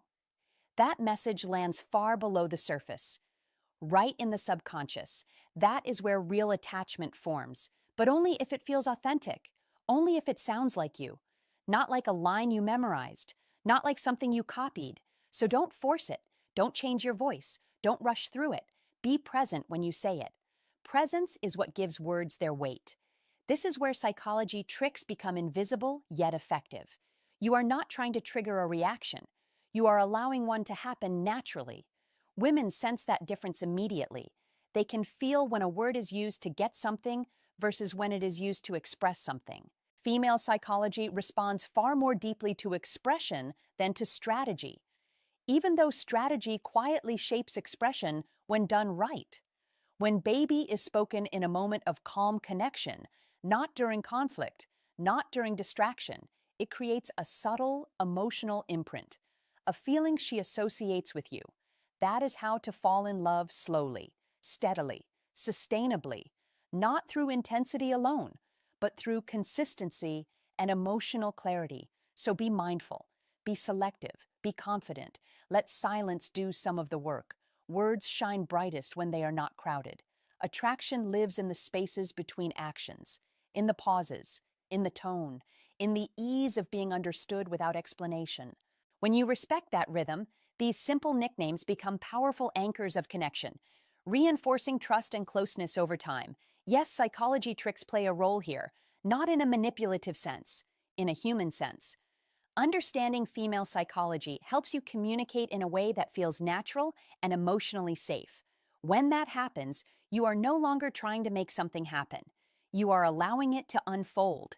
And that is how to fall in love in a way that feels real, mutual, and deeply satisfying. If this opened your eyes, don't just watch and scroll, act. Like the video, subscribe for more psychology tricks, and drop a comment below to lock this lesson in. Write this exact sentence in the comments to remind yourself how attraction really works. The right words said with calm confidence create comfort, safety, and connection. Comment it now, engage with the channel, and let this be the shift that changes how you show up. Understand female psychology, and finally learn how to fall in love the right way. Nickname number 5. Cutie. Cutie is deceptively powerful, and that's exactly why most men misunderstand it. On the surface, it sounds innocent, playful, light, almost throwaway. But don't be fooled. This word reaches deeper than it appears because it speaks to how she wants to feel when she's with you. Carefree, youthful, relaxed, emotionally open. That matters. A lot. Women are naturally drawn to men who can gently pull them out of constant analysis and back into feeling. Not by force, not by pressure, but by presence. That is masculine energy at its best. Calm, playful, grounded. When you call her cutie, you are not labeling her looks. You are inviting her into a lighter emotional space where attraction can breathe. Here's the part you must understand. Women don't fall in love inside their logical mind. They connect through emotion, sensation, and atmosphere. When life feels heavy, when expectations pile up, the man who can create emotional ease becomes magnetic. That's how a high-value man stands out without trying too hard. Cutie works because it temporarily dissolves seriousness. It reminds her of fun, of laughter, of being seen without being evaluated. That is why timing matters. Don't say it randomly. Don't toss it out for attention. Be intentional. Say it in a moment of genuine connection. A shared smile, a playful tease, a warm glance across the room. Those moments amplify the word and turn it into a feeling. Don't confuse this with being childish. That's where many men go wrong. They soften their voice too much. They lose their grounded presence. They turn the word into something apologetic or overly eager. Don't do that. Be steady. Be relaxed. Say it like it's natural for you. Confidence transforms the word. When spoken from a grounded place, cutie becomes a subtle tease instead of a compliment. That difference matters. Compliments seek approval. Teasing creates polarity. And polarity is what helps attract women without pressure. Here's the psychology trick underneath it all. Cutie triggers a small dopamine response in her brain, not excitement, not intensity, pleasure mixed with comfort, and that combination is powerful. Sexual energy alone can feel heavy, comfort alone can feel flat. But when you blend them gently, tension builds without stress. That's the sweet spot. That's how attraction grows naturally.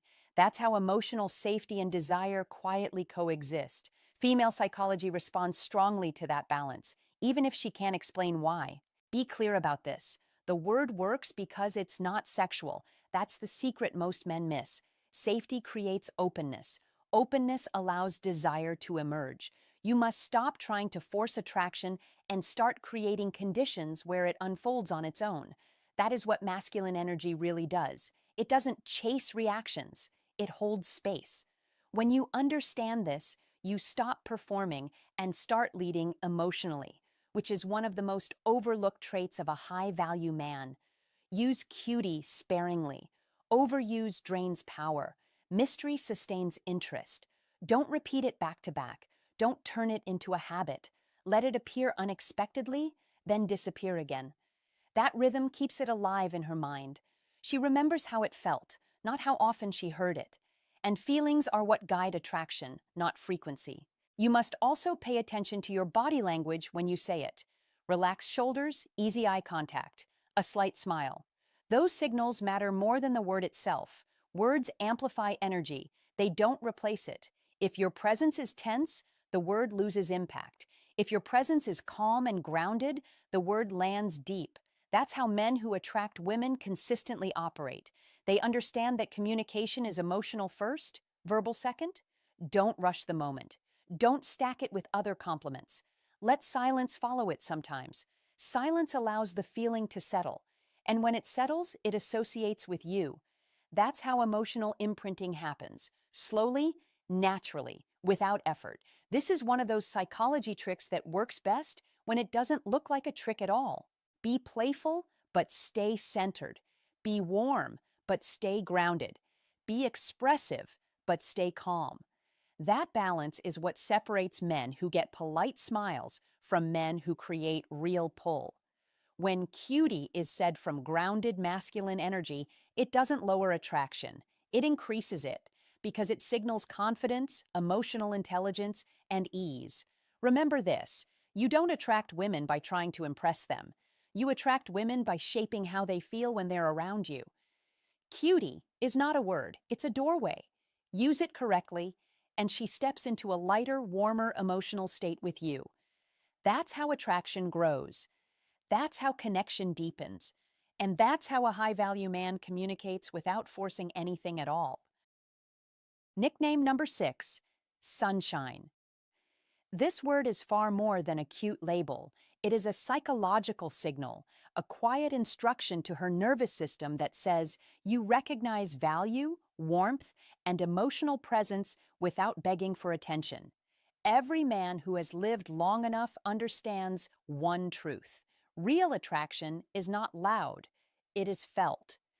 When you call a woman sunshine, you are naming the effect she has on your world. You are not chasing approval. You are not praising her looks. You are acknowledging the energy she brings into your life. That distinction matters deeply in modern relationships, where people are starved for genuine recognition. As Maya Angelou said, people will never forget how you made them feel. This nickname does exactly that. It tells her you notice her impact, you feel her warmth, you appreciate her presence. Psychologically, this triggers gratitude and emotional bonding at the same time. Gratitude strengthens attachment faster than compliments ever could. Women do not only want to be admired, they want to be felt, remembered, and emotionally anchored. When you say, "Good morning, sunshine," or "You're my sunshine today," you create intimacy without pressure. You create closeness without neediness. You create warmth without losing your frame. This is where Old Stoic wisdom quietly enters the room. Stoicism teaches control of tone, control of emotion, mastery of presence. That is what gives this nickname power, not the word itself, but the calm delivery, the relaxed eye contact, the unhurried voice, the iron mind behind it. Attraction is built in pauses, in silence, in the space between words, not in chasing, not in explaining. When you hold eye contact after saying it, you let the moment breathe. You let her feel seen. That is where trust begins. Marcus Aurelius wrote, "The soul becomes dyed with the color of its thoughts." When your thoughts are grounded, appreciative, and steady, your words carry weight. They land. They linger. Most men miss this because they think attraction comes from clever lines. In reality, it comes from emotional gravity, from how you show up, from whether your presence feels calm or chaotic, secure or rushed. This is Stoicism win in real life. A man who lives by Stoic principles does not rush affection. He offers it deliberately. Every nickname tells a story about how you see her and how you see yourself. Sunshine tells a story of quiet strength, of emotional intelligence, of a man who knows his value. That certainty is felt instantly. Energy never lies. In a world full of noise, notifications, and emotional instability, a man with a steady center becomes rare, attractive, memorable. The next level of nicknames go even deeper. They speak directly to the subconscious. They communicate safety, desire, and recognition without explanation. They say, "You are safe here, you are appreciated here, you are seen here." Women remember that feeling long after the conversation ends. Emotion imprints deeper than logic. If you want advice you can actually use, here it is. Slow down your delivery. Lower your tone slightly. Speak as if you have nowhere else to be. Urgency kills attraction. Calm builds it. This is iron mind in action. This is old Stoic wisdom applied to modern life. This is Stoicism win expressed through presence, not performance. A man who masters himself naturally influences others. When you use a nickname like Sunshine from that grounded place, you are not trying to create attraction. You are allowing it. That is the difference between boys who chase moments and men who create lasting impact. Mastery in life is not about force, it is about alignment. When your words, tone, and inner state align, attraction becomes effortless, respect becomes natural, connection becomes inevitable. That is how you win, quietly, confidently, decisively, with an iron mind and a steady heart. If this message hit home, don't let it pass you by. Men who understand this don't wait for connection. They create it with intention and calm certainty. Prove to yourself that you're that man. Go to the comments right now and write this sentence exactly as it is. I speak with intention, and my presence brings calm and trust. Nickname number 7, Angel. Angel carries a quiet kind of power that many men underestimate, especially in a world that keeps telling them attraction must always be loud, bold, or dramatic. Some women are drawn to intensity. Others are drawn to calm. When you call her Angel, you are not trying to impress her. You are telling her something far more meaningful. You are telling her that in your life she represents peace, that when the outside world feels heavy, rushed, or uncertain, her presence slows things down. That is not small. That is not accidental. That is emotional intelligence in action, and it matters deeply if you want to attract women in a way that lasts. Don't rush this nickname. Don't toss it around casually. Be intentional. That is where its strength lives. Angel works because it speaks to a role many women already feel drawn toward when they care about a man. It signals trust. It signals appreciation. It quietly says, I see what you bring into my life and I value it. That message resonates strongly with feminine emotion, especially when delivered calmly and sincerely by a man who is centered in himself. Psychologically, Angel awakens a nurturing instinct without demanding it. That distinction is crucial. You are not asking her to fix you. You are recognizing the comfort she naturally offers. Women respond to that recognition because it feels earned, not forced. Be clear about this. Say it when she listens without interrupting. Say it when she shows patience. Say it when she does something kind without expecting praise. That is when the nickname lands. That is when it becomes believable. You must understand this point. Compliments that are disconnected from behavior feel hollow. Compliments that reflect reality feel grounding. A high-value man knows the difference. He doesn't over-explain. He observes. He chooses his words carefully. That restraint is part of masculine energy, and women feel it immediately, even if they can't explain why. Angel also carries a powerful metaphor. It paints her as the light that cuts through the storm, not because she is perfect, but because she brings clarity and calm when things feel chaotic. That metaphor matters. Stories matter. The human brain responds to imagery far more than logic alone.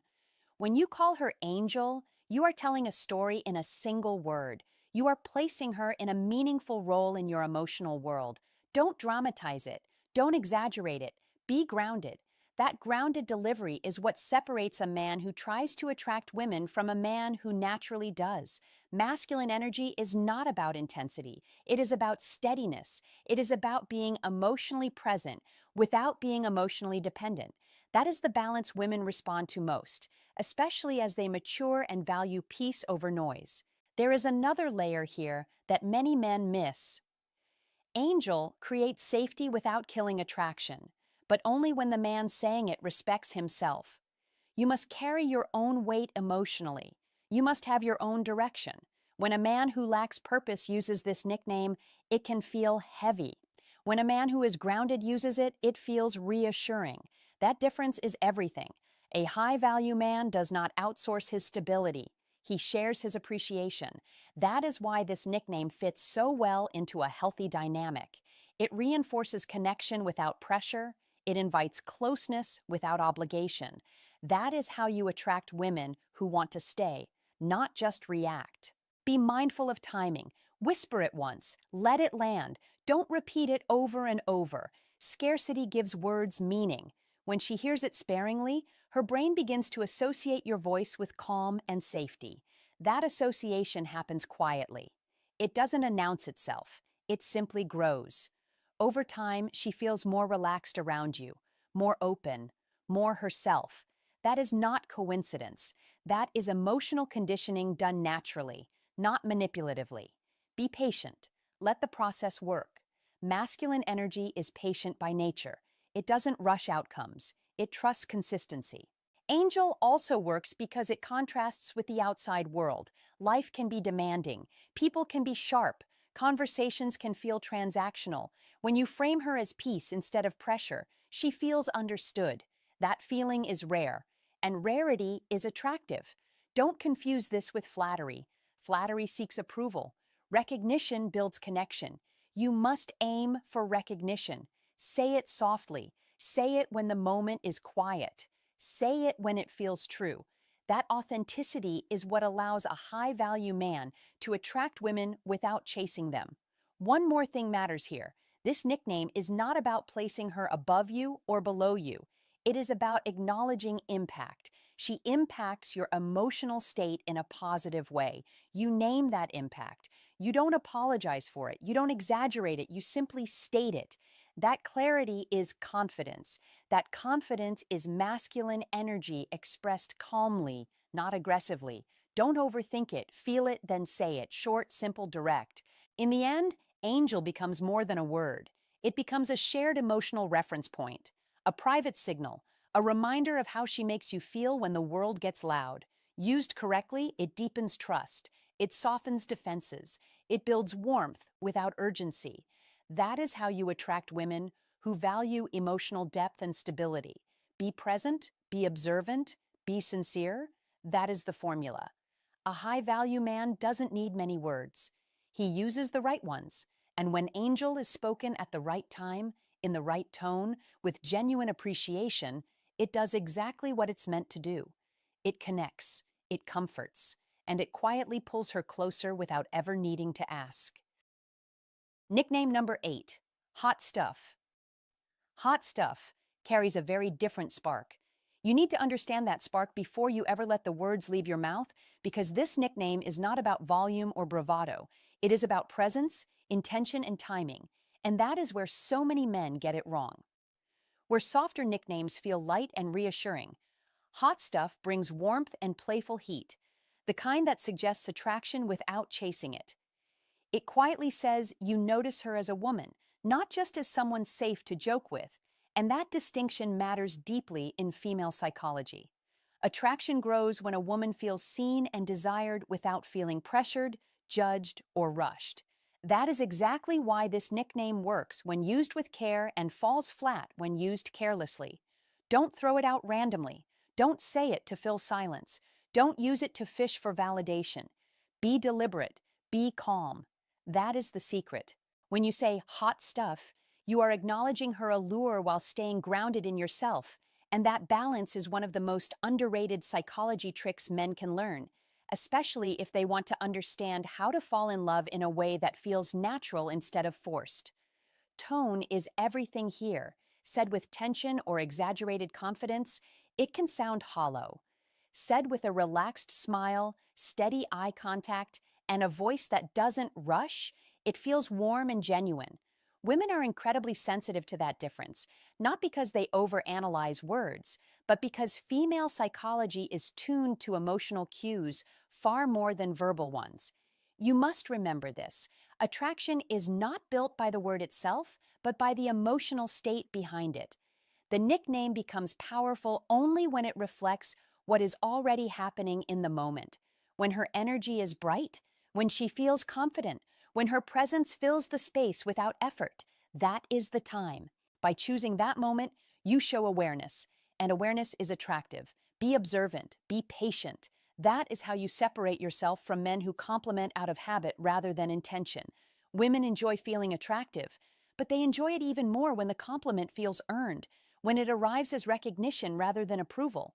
This is where psychology tricks often fail men. Tricks without understanding become empty gestures, while insight into female psychology turns simple words into emotional signals. When you call her hot stuff at the right time, you are not placing her above you. You are standing firmly where you are and inviting her to meet you there. That subtle sense of balance creates warmth, curiosity, and connection all at once. Don't overuse it. Scarcity matters. Be selective. That is how meaning stays alive. Think of it like a well-timed pause in a conversation. The silence speaks because it is intentional, and this nickname works the same way. Used sparingly, it carries weight. Used constantly, it fades into background noise. You must also understand that confidence here is quiet, not loud. Quiet confidence signals emotional steadiness, which plays a powerful role in how to fall in love.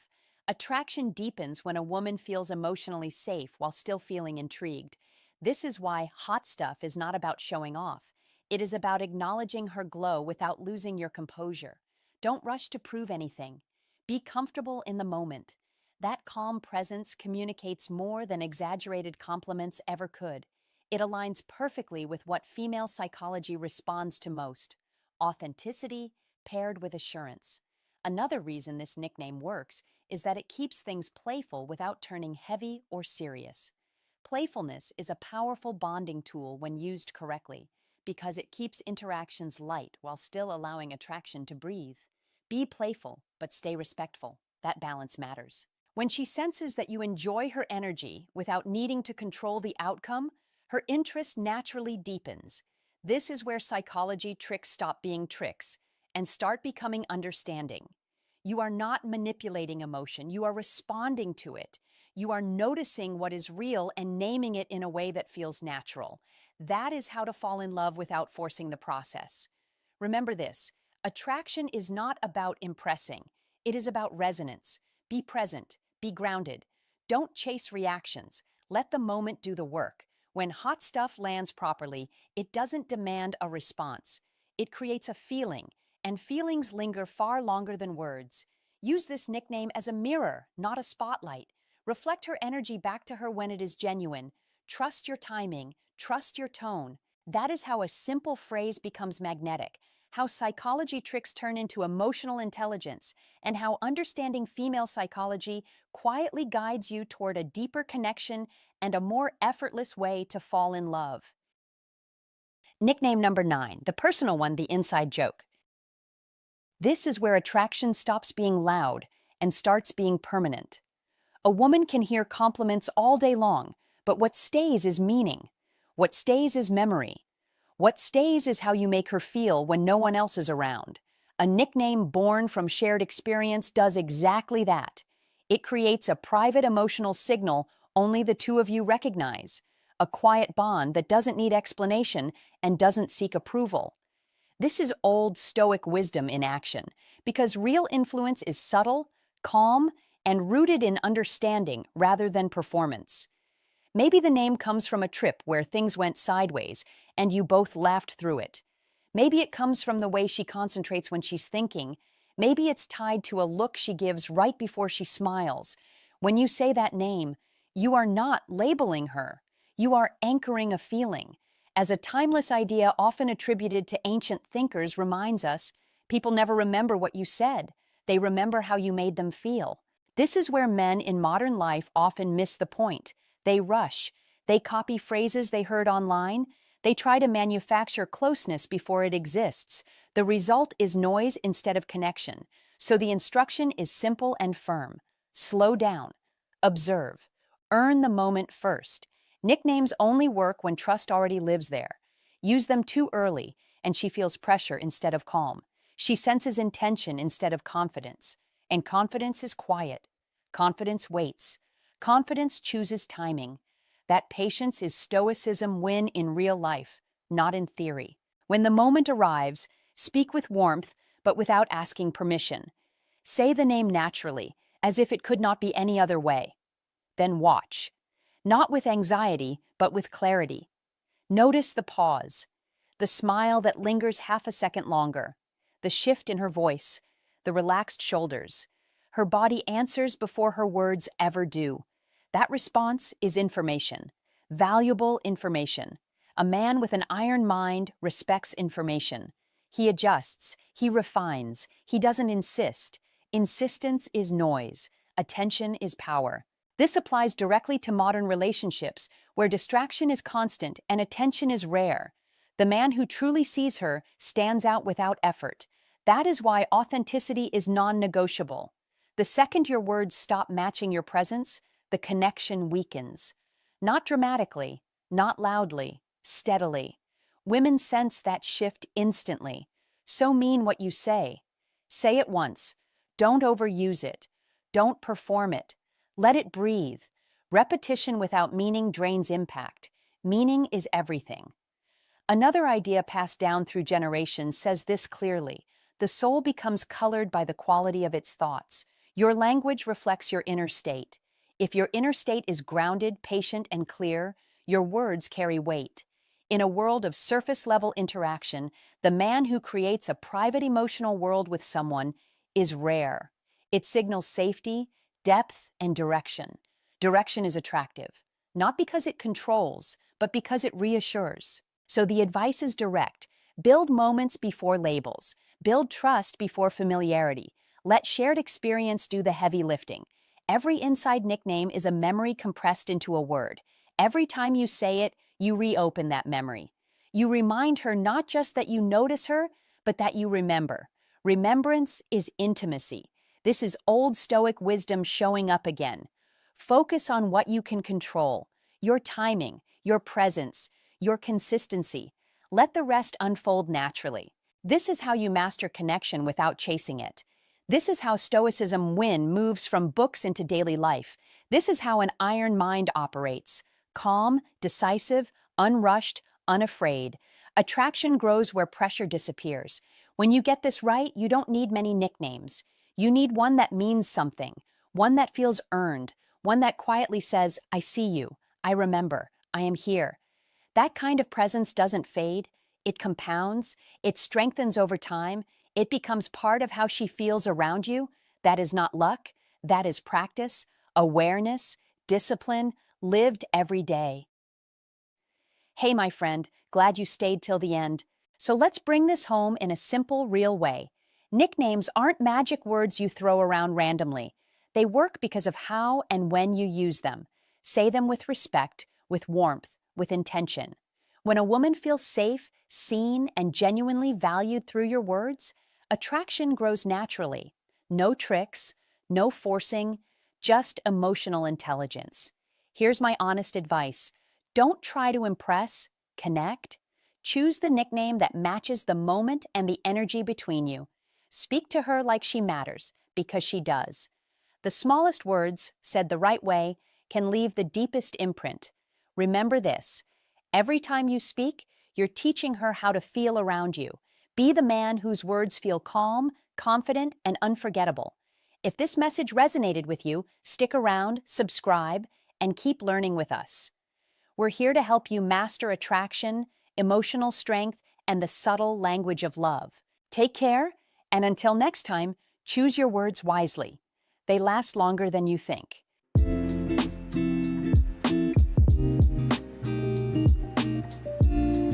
How to ask a woman for intimacy without rejection. Dark psychology tricks she can't resist. Psychology tricks. Love is an act of courage, not control.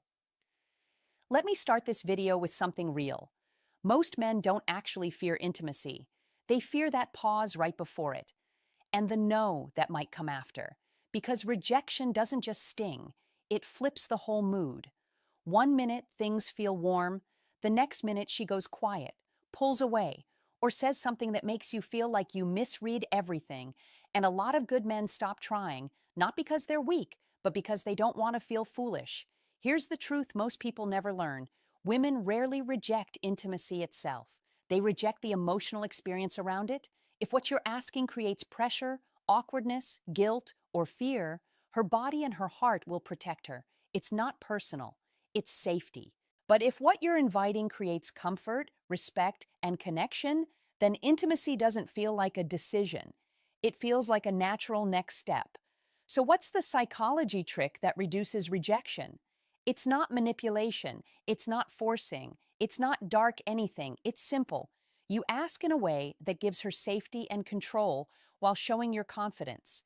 Instead of making it about what you want from her, you make it about what you want with her, and you leave space for her to choose. Because when a woman feels emotionally safe, she doesn't feel trapped. And when she doesn't feel trapped, she can actually feel desire. That's what we're going to break down. How to invite intimacy without begging, without pushing, and without risking that cold shutdown. By speaking to the part of her that decides, do I feel safe, respected, and wanted right now? Now let's go deeper. 1. Stop asking for intimacy. Start inviting it. Here's a truth most men never hear, and once it clicks, everything changes. Attraction begins to fade the moment you ask for intimacy like you're seeking permission instead of offering an experience. Asking too early creates pressure. Pressure quietly signals that you don't fully trust your own presence. Don't ask. Don't hover. Don't fish for approval. Be the man who invites instead. An invitation feels calm, grounded, optional. And that emotional difference is enormous in female psychology. When you ask, you put her on the spot. You turn the moment into a decision test. When you invite, you give her space to lean in naturally, at her own pace, without feeling cornered or evaluated. That is where real connection forms. Saying, "Is this okay?" too soon hands her a responsibility she never asked for. And when people feel responsibility instead of desire, they retreat. You must shift the frame completely. Intimacy is not negotiated. It is felt. And feelings grow from certainty mixed with space, not urgency mixed with need. Instead of asking, "Do you want to come over?" which sounds like a test you're hoping to pass, say something steady and unforced. "I'm heading back to my place for a glass of wine. You're welcome to join me." Then stop talking. Silence matters. Silence is part of confidence. Confidence is one of the most overlooked psychology tricks because it isn't loud. It's quiet.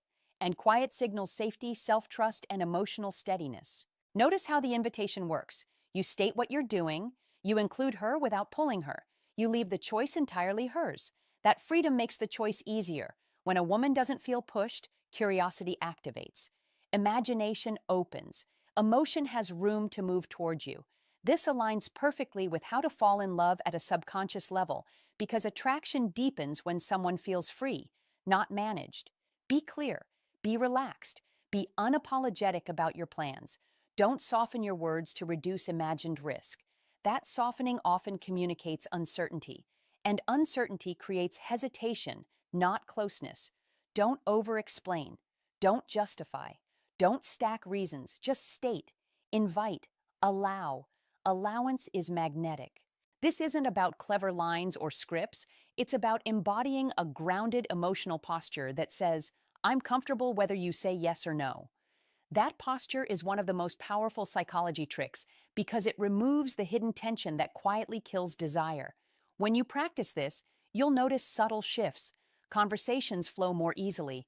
Moments linger longer.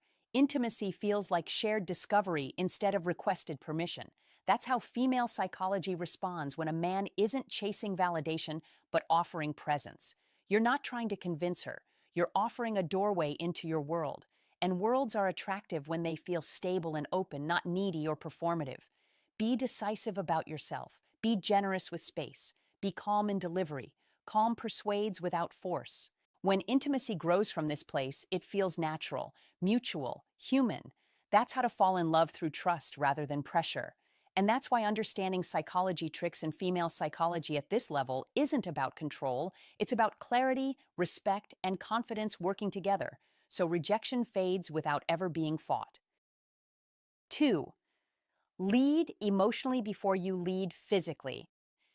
Here's the part most men overlook, and it quietly decides everything before anything physical ever happens. Intimacy does not begin with touch, it begins with emotion. You must understand this if you want connection without resistance. If you try to lead physically before you lead emotionally, you skip the real doorway. And doors don't open when they're pushed, they open when they feel safe. A woman's body follows her emotional state, not your timing. If she feels heard, something softens. If she feels seen, something settles. If she feels relaxed, something opens, often before she can even explain why. That is how attraction works beneath logic. Her body responds before her mind catches up. This isn't magic, it's human psychology. A high-value man understands this and never rushes the process. Don't interrupt when she speaks, even if you think you already know the point. Be present instead of impressive. That is attractive. When you listen without correcting, without steering, without waiting for your turn, you signal emotional steadiness. You tell her, without words, that you can hold space. That quality alone helps attract women more than clever lines ever could. Smile slowly, not to perform, not to please, but to show ease in the moment. Fast reactions create tension. Slow responses create calm. Calm invites closeness. Let silence breathe. Silence is not awkward when you're grounded.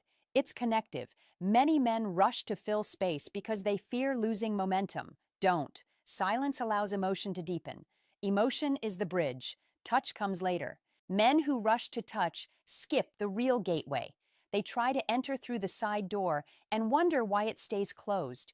You must lead emotionally first. That is masculine energy in its most refined form. Not forceful, not hurried, just steady and intentional. A high-value man doesn't chase moments. He creates an environment where moments unfold. Be curious about her experience, not strategic about outcomes. Ask questions that show attention, not interrogation. Reflect what she says instead of escalating physically too soon.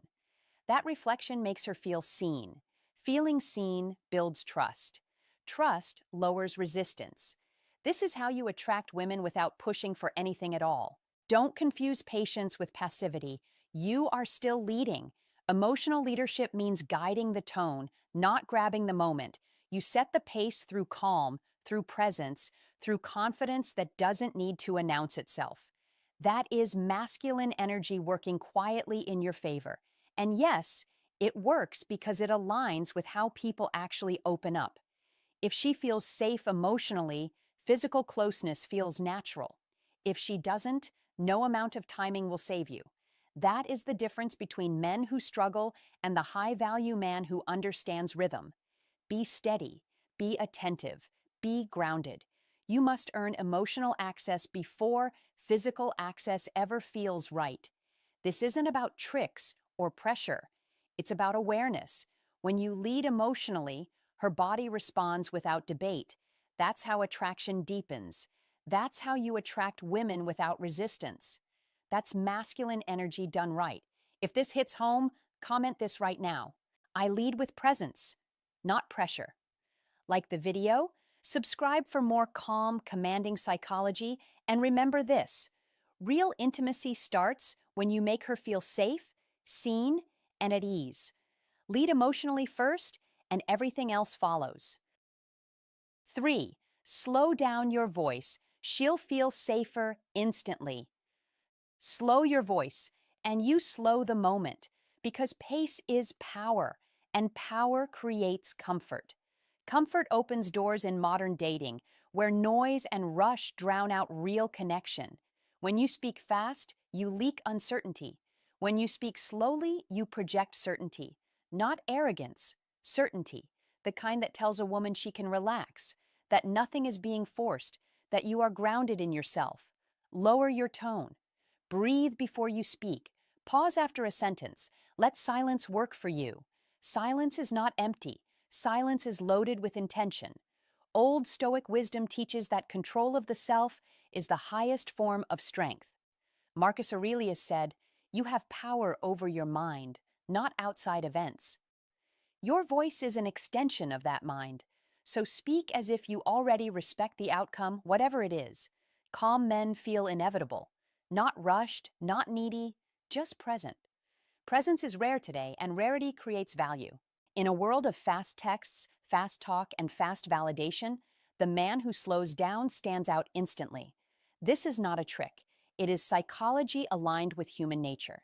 Safety is felt before desire.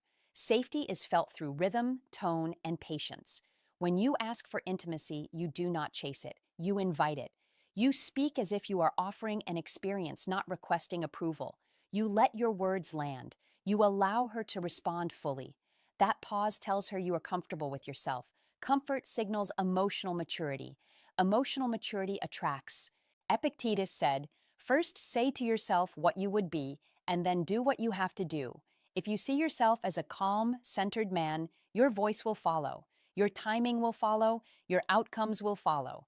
This is where Stoicism win becomes real, not theoretical. When you master your pace, you master the interaction, not through pressure, but through steadiness, through allowing things to unfold naturally.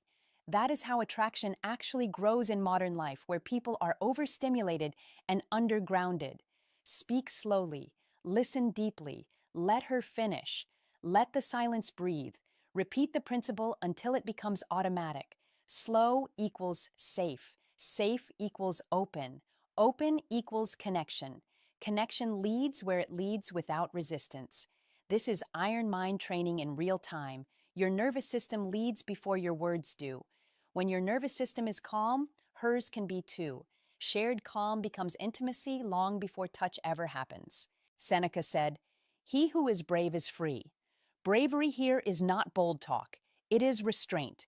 It is the confidence to not rush the moment, to not over-explain, to not sell yourself, because you already know who you are.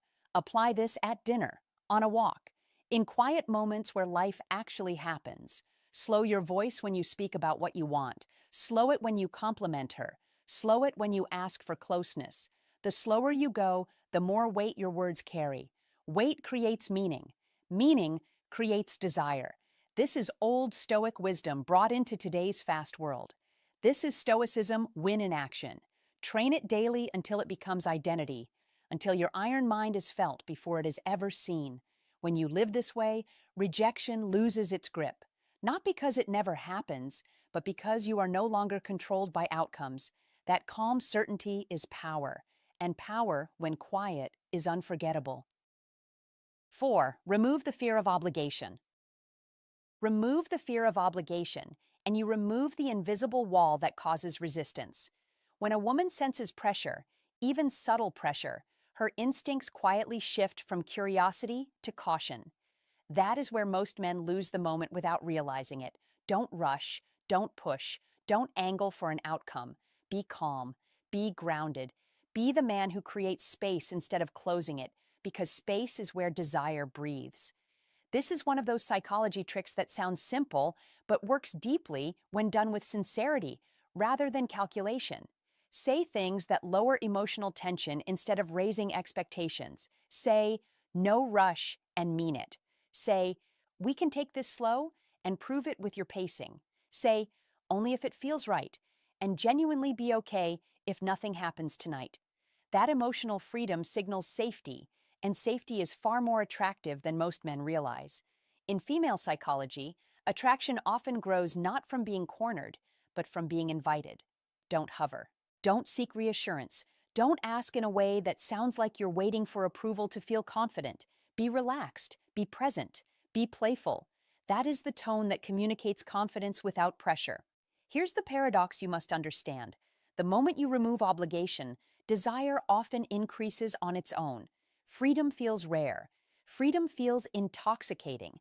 When she realizes she is choosing rather than complying, her interest deepens, her curiosity sharpens, and her emotional engagement rises. That is how to fall in love naturally, not by forcing chemistry, but by allowing it to unfold. This isn't about cheap tactics. This is about alignment. Your words, your body language, and your timing must all say the same thing. I want you, but I'm not here to take anything from you. That message lands powerfully, especially with women who have learned over time to guard themselves against subtle pressure. Don't ask with nervous energy. Don't frame intimacy like a test or a transaction. Be clear, but unburdened. Interested, but unattached. Clarity without attachment feels clean. Confidence without pressure feels rare. This is why men who understand psychology tricks at a deeper level often say less, not more. Silence after no rush is what proves you meant it. Remember this: female psychology responds strongly to emotional leadership, not force. Leadership here means setting a tone where she feels free to step forward instead of preparing to pull away. You must slow your breathing, soften your voice, keep your body language open. Your nervous system speaks louder than your words. When your nervous system is calm, hers can relax too. Relaxation is often the doorway to intimacy. Don't sell the moment. Don't justify your desire. Express it, then release it. Release is the signal that separates confidence from neediness. This is also how to fall in love without drama or emotional games. You create moments where both people feel chosen, not persuaded. Practice this consistently, and you'll notice something surprising. Women lean in more, conversations deepen, intimacy feels like a shared decision instead of a hurdle to clear. That is the quiet power behind these psychology tricks. They are rooted in respect, timing, and emotional intelligence, not manipulation. When you embody this, you stop chasing closeness and start attracting it, naturally, steadily, and in a way that feels right for both of you. If this opened your eyes, hit like, share it with someone who needs this mindset, and subscribe for more psychology that actually works. Comment this to lock it in. Freedom creates desire. Pressure kills attraction. 5. Be clear but never needy. Be clear, but never needy. That single distinction separates men who are quietly magnetic from men who constantly wonder why interest fades. Clarity is masculine. It signals direction, self-trust, and emotional steadiness. Neediness does the opposite. It leaks uncertainty. It asks instead of invites. That is why you must understand this point deeply if you want to ask for intimacy without rejection. When a man speaks clearly, without apology, and without tension, he doesn't pressure a woman. He grounds the moment. He names what is already present. Consider this simple line: I'm attracted to you, and I'd like to explore that. No apology, no rambling explanation, no nervous laughter, just truth delivered calmly. That sentence works not because it's clever, but because it's clean. Don't soften it with excuses. Don't follow it with a speech. Don't explain why you feel that way. Be direct, be relaxed, be still. That is how a high-value man communicates desire. He doesn't negotiate attraction. He acknowledges it and lets the other person respond freely. You must also understand that clarity creates safety when it's paired with emotional independence. Many men think being clear means being intense. It doesn't. It means being honest without attachment to outcome. When you say what you want and then emotionally step back, something powerful happens. The pressure disappears. The moment opens. This is where many psychology tricks fail, because they try to manufacture interest instead of allowing it. A man who knows how to attract women doesn't chase reactions. He allows space after truth. That space is where curiosity grows. That space is where feminine interest often wakes up. Don't rush to fill silence. Don't ask, is that okay? Don't scan her face for approval. Be present. Be composed. Let the words stand on their own. Think of it like placing a glass of water on the table. You don't force someone to drink it. You simply make it available. That is masculine energy in practice. Calm offering. No grabbing, no hovering. When your words are clear and your body is relaxed, the message underneath becomes powerful. I know what I feel, and I'm comfortable with it. That message is rare, and rarity attracts women far more than effort ever will. This is why clarity is associated with a high-value man. Not because he is better than others, but because he is settled within himself. He doesn't outsource his confidence. He doesn't ask permission to feel desire. He expresses it and remains centered either way. Don't confuse neediness with vulnerability. They are not the same. Vulnerability is truth without demand. Neediness is truth with a hidden request attached. Women sense that difference immediately. In female psychology, emotional pressure is often felt before it is understood. That's why tone matters more than words. You must slow down your delivery, lower your voice, relax your shoulders, speak as if you already trust yourself.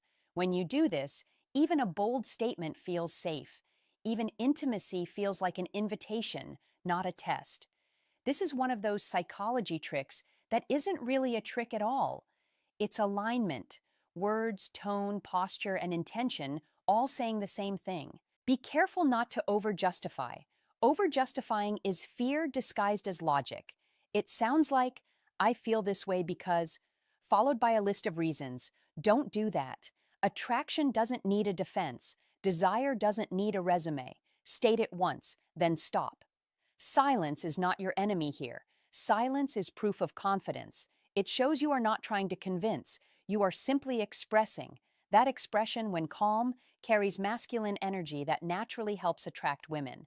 You must also remember that clarity without expectation is what keeps rejection from feeling personal. When you are not needy, a no doesn't collapse you. It doesn't challenge your identity. And ironically, that emotional stability often changes how women respond, not always immediately, but often enough to matter. This is how to ask for intimacy, without rejection turning into emotional damage. You are clear, you are grounded, you are unattached. That combination is powerful. A high-value man understands this intuitively. He doesn't escalate with anxiety, he doesn't retreat with shame, he moves forward with calm certainty. That certainty is felt, not argued. And when you embody that consistently, you'll notice a shift. Conversations feel cleaner. Flirting feels lighter. Intimacy feels mutual instead of negotiated. This is how masculine energy shows up in real life. Quiet, clear, unforced. And when you master this, you stop trying to attract women and start allowing attraction to meet you where you already stand. 6. Use eye contact longer than comfort, but softer than staring. Here's the truth most men never hear, and it changes everything. Intimacy is not asked for with words first. It's invited with presence. And nothing broadcasts presence faster than calm, intentional eye contact that lasts just a breath longer than comfort, yet remains warm, human, and unforced. When you hold her gaze with relaxed shoulders, a gentle smile, slow blinking, and steady breathing, you silently say what confident men have always known how to communicate. I am here. I am not chasing. I am not rushed. I am at ease with myself. That signal cuts through modern noise, social media overstimulation, and surface-level masculinity like a blade through fog. This is not about pressure or persuasion. It's about creating safety and curiosity at the same time. The nervous system decides attraction before the mind invents reasons. As Marcus Aurelius reminded us, the tranquility that comes when you stop caring what others say or think is the strongest form of power. That is pure Old Stoic wisdom applied to modern life. Most men look away too fast. They fidget, they overtalk, they try to impress. The man with an iron mind does none of that. He lets silence work for him. He lets eye contact breathe. He allows the moment to unfold without forcing an outcome. When your gaze is steady but soft, you activate comfort. When it lingers just a second longer, you spark intrigue. When it stays natural, you invite closeness without a single risky sentence. Look at modern dating. Endless swiping, shallow conversations, distracted dinners. Real attention has become rare, and rarity creates value. When you offer undivided eye contact, you stand out instantly, not as someone seeking validation, but as someone who already owns it. Seneca said, "He who is brave is free."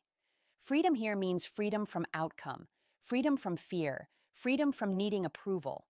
Women feel that immediately, even if they can't explain why. This is why the strongest move is not asking for intimacy too soon, but letting it rise naturally.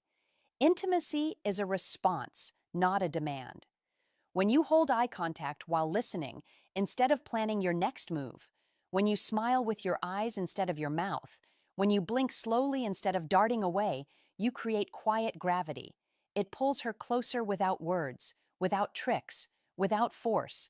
This is Stoicism win in action, not theory, practice. Stoic men master themselves first, and life responds second. Repeat this until it becomes instinct. Presence before words, calm before action, connection before request. The man who rushes loses. The man who waits wins. The man who holds the moment controls the frame. Epictetus taught, first say to yourself what you would be, and then do what you have to do. Become the man who is comfortable with silence, comfortable with closeness, comfortable being seen. Intimacy follows naturally. This is not manipulation. This is alignment. This is respect. This is understanding human psychology at its root. Practice this daily, in conversations, in meetings, in relationships. You sharpen your iron mind. You project certainty without arrogance. You move through life with quiet authority. You stop chasing moments because moments begin to come to you. That is old Stoic wisdom. That is Stoicism win. That is how a man meets life eye to eye and lets it lean in first. If you made it this far, you understand something most men don't. Real intimacy starts with presence, not pressure. When you can hold eye contact calmly, soft, grounded, unhurried, you signal confidence she can feel. That's where attraction grows. Comment this sentence below to lock it in and interact with the channel. I stay present, grounded, and calm, and intimacy follows naturally. Drop it in the comments now. Let's see who's actually applying this. 7. Let her move first physically, after you set the tone. Here's the truth most men never hear, especially once you're past the phase of chasing signals and guessing games. Intimacy is not something you ask for with words alone. It is something you invite with presence. And one of the most powerful moves you can make is to let her move first physically after you have already set the tone. Your job is not to push, not to prove, not to persuade. Your job is to create a space that feels calm, safe, intriguing, and unmistakably intentional. Her job, if she feels it, is to step into that space on her own terms. When a woman chooses the moment herself, rejection quietly disappears. Be clear with your energy before you are ever close. Be relaxed but grounded. Be warm without hovering. That is how attraction begins long before touch. Sit close, but do not touch. Let the distance speak. Proximity without pressure signals confidence without saying a word. Pause after laughter instead of rushing to fill the silence. Silence gives her room to feel what just happened. Lean back slightly rather than leaning in. Leaning back says you are comfortable with yourself and not trying to take something. Do not underestimate how powerful that small physical retreat can be in female psychology, where desire often grows in the space between moments rather than in constant motion. Do not rush your hands. Do not test boundaries with sudden moves. Do not ask questions that force her to decide too soon. Be patient. Be observant. Be present. Intimacy is built when she feels she is choosing you rather than responding to you. This is one of those psychology tricks that works precisely because it does not feel like a trick at all. It feels natural, human, and respectful. That is why it is so effective. Notice the micro signals she gives when she feels comfortable. Notice how she angles her body toward you. Notice how her feet stay planted instead of drifting away. Notice how her voice softens or slows. When you see these signs, you must not accelerate. You must decelerate. Slowing down at the right moment communicates certainty. Certainty is deeply attractive, especially to a woman deciding whether she can trust where things are going. This is not about withholding or playing games. It is about understanding how to fall in love often begins with emotional safety. Emotional safety grows when a man shows he is not ruled by impulse. It grows when he can hold a moment without grabbing it. It grows when he understands timing. Timing is everything here. When she is the one who bridges the gap, the dynamic shifts. When she leans in, when she touches your arm, when she rests against your shoulder, when her knee brushes yours. At that moment, the interaction moves from possibility to mutual agreement. Once that happens, rejection is no longer part of the equation.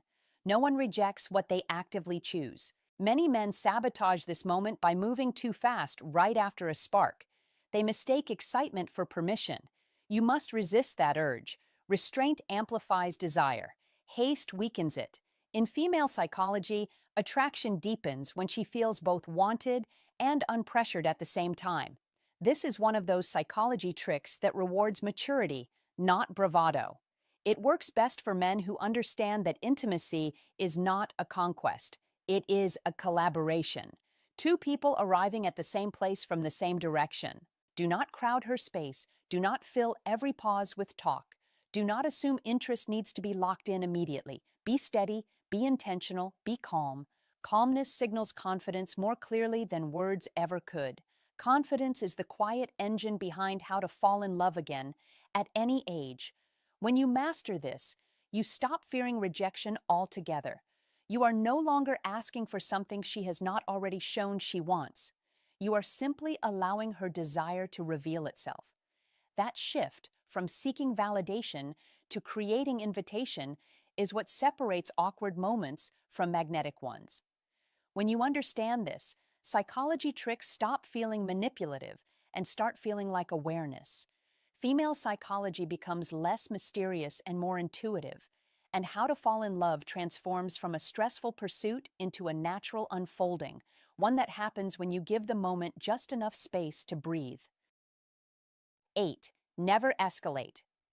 During emotional uncertainty. Never escalate during emotional uncertainty. That rule alone separates impulsive men from men who truly understand attraction. If she is stressed, distracted, or unsure, you must pause. Not because you are afraid, not because you lack desire, but because timing matters more than intensity. Many men make the mistake of thinking attraction is built by pushing forward at all costs. That is wrong. Attraction grows when a woman feels safe, respected, and understood in the moment she is in. If her mind is elsewhere, if her energy feels unsettled, escalating does not bring closeness. It creates distance. Do not ignore the emotional weather in front of you. Be aware, be grounded. That is what a high-value man does instinctively. Men who respect timing build trust. Trust is the quiet foundation behind intimacy. Without it, nothing lasts.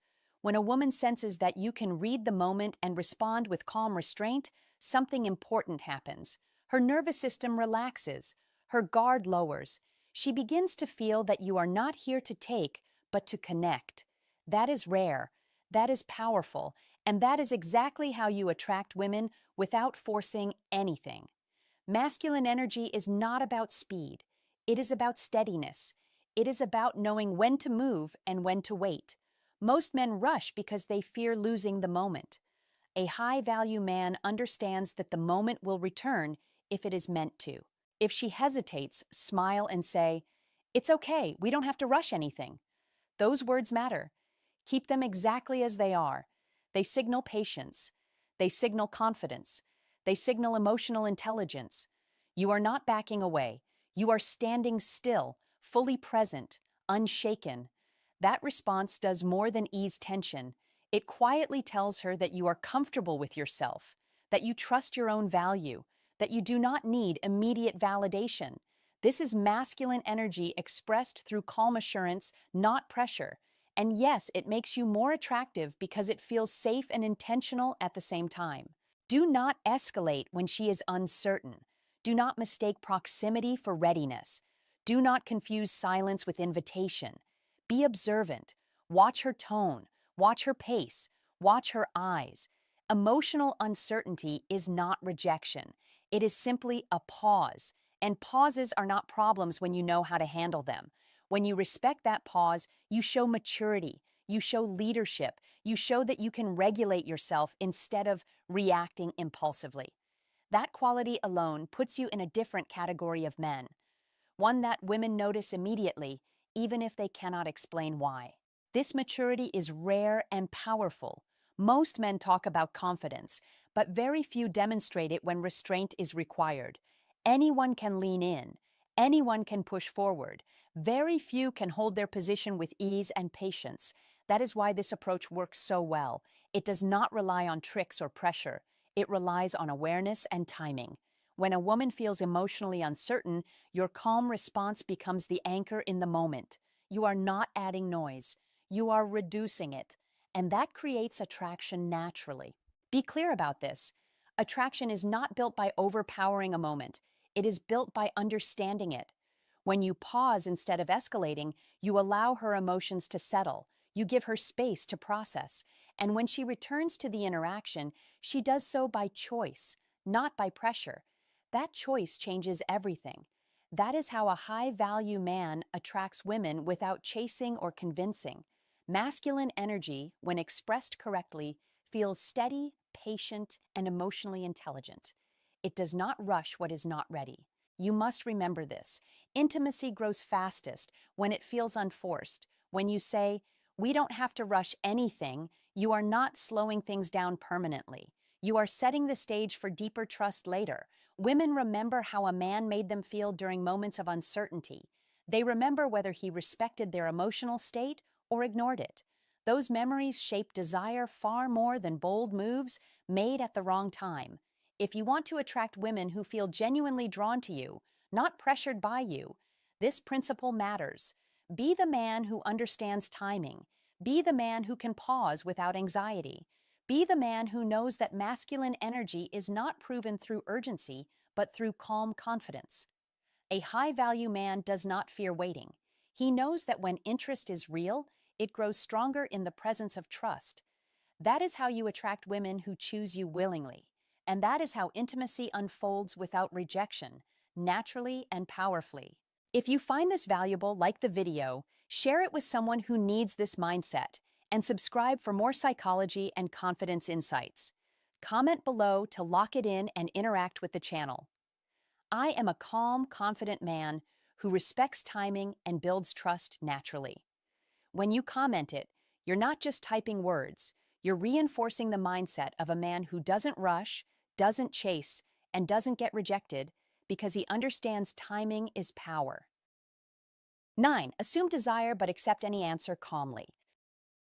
Assume desire but stay calm no matter the answer, because real confidence never begs and real strength never panics. It simply stands firm and lets truth reveal itself. When you approach a woman with intimacy in mind, you do not ask like a man seeking permission. You invite like a man who already knows his value. Attraction responds to certainty, not pressure. As Old Stoic wisdom teaches, the man who is steady inside controls the moment without forcing it. You assume attraction not by words, but by tone, posture, timing, and presence. At the same time, you accept any response with relaxed composure. Nothing raises a man's value faster than emotional control in uncertain moments. If she says yes, you move forward naturally, without celebration, without rush. If she says no, you remain grounded, warm, unshaken. Strength is revealed not in winning, but in how you respond when the outcome is unclear. Marcus Aurelius wrote, "You have power over your mind, not outside events." Realize this, and you will find strength. This principle applies directly here. The moment she declines and you do not tighten, retreat, or explain yourself, you communicate safety, self-respect, and inner authority all at once. Modern life has trained many men to treat rejection as failure. Seasoned men know better. They understand that attraction is fluid, situational, and responsive to emotional steadiness. Very often, a woman reassesses a man not when he pushes forward, but when he steps back calmly and allows space to work. When you accept her answer without collapse, without resentment, without trying to change her mind, you separate yourself from the needy behavior she sees every day. In that moment, something subtle shifts. Composure signals maturity. Maturity creates desire. Seneca said, "He who is brave is free." Freedom here means freedom from outcome dependence, freedom from needing validation, freedom from chasing approval. That is exactly why this approach works. This is Stoicism, win in action, not theory, not philosophy locked in books. This is lived behavior that commands respect in real-world interactions. A man with an iron mind does not cling to a single moment. He trusts the process. He trusts his value. He understands that attraction often grows after a calm refusal, because safety and intrigue replace pressure. In today's fast-paced world, where attention is cheap and reactions are loud, the man who remains relaxed becomes unforgettable. Calm is rare, restraint is rare, emotional discipline is magnetic. You are not proving anything. You are demonstrating who you are. Without words, you are saying, I am comfortable with myself. I do not need to persuade. I do not need to perform. That energy lingers. That energy invites curiosity. That energy often brings her closer later, on her terms, when she feels secure enough to choose. As Epictetus reminded us, first say to yourself what you would be, and then do what you have to do. What you are becoming here is a man whose presence alone communicates confidence, patience, and quiet certainty. This is Old Stoic wisdom applied to modern dating. Mastery does not come from tricks. It comes from inner stability, repeated until it becomes instinct. Assume desire, because hesitation kills momentum. Accept any answer, because desperation kills attraction. Stay calm, because calm is power. Stay grounded, because grounded men are trusted. Repeat this behavior. You build an iron mind that wins without force, without friction, without fear. This is Stoicism win lived out loud. This is how a man masters moments, masters himself, and ultimately masters life. 10. Become a man who doesn't fear rejection. Become the man who doesn't fear rejection, because here's the quiet truth most men never hear. The moment you start bracing for a no, you broadcast need, and need quietly kills attraction, while calm acceptance flips the entire dynamic. Don't chase approval. Be grounded. That is the paradox. Men who fear rejection get rejected more, not because women enjoy saying no, but because fear leaks into tone, posture, timing, and energy long before a word is spoken, and female psychology is exquisitely sensitive to that undercurrent. You must understand this clearly.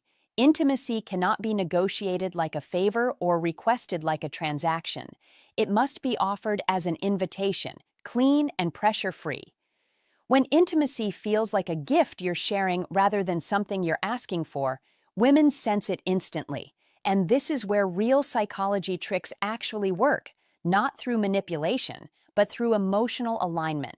Don't over-explain. Don't plead. Don't hedge your desire with nervous humor or excessive logic. Be simple. Be present. Be willing to lose the moment without losing your composure. That calm willingness is what makes you magnetic, because how to fall in love always begins with safety, and safety is created by a man who is comfortable with any outcome. When you can say, without tension, I'd like to be closer to you, and truly mean, and I'm fine if not, you remove pressure from the room, and pressure is the silent killer of intimacy. This is where psychology tricks and female psychology overlap beautifully. The brain relaxes when it feels no emotional debt, no looming expectation, no hidden agenda. You must let go of the outcome before you speak, not after. That is the discipline. That is the difference. Don't perform confidence. Be settled in yourself.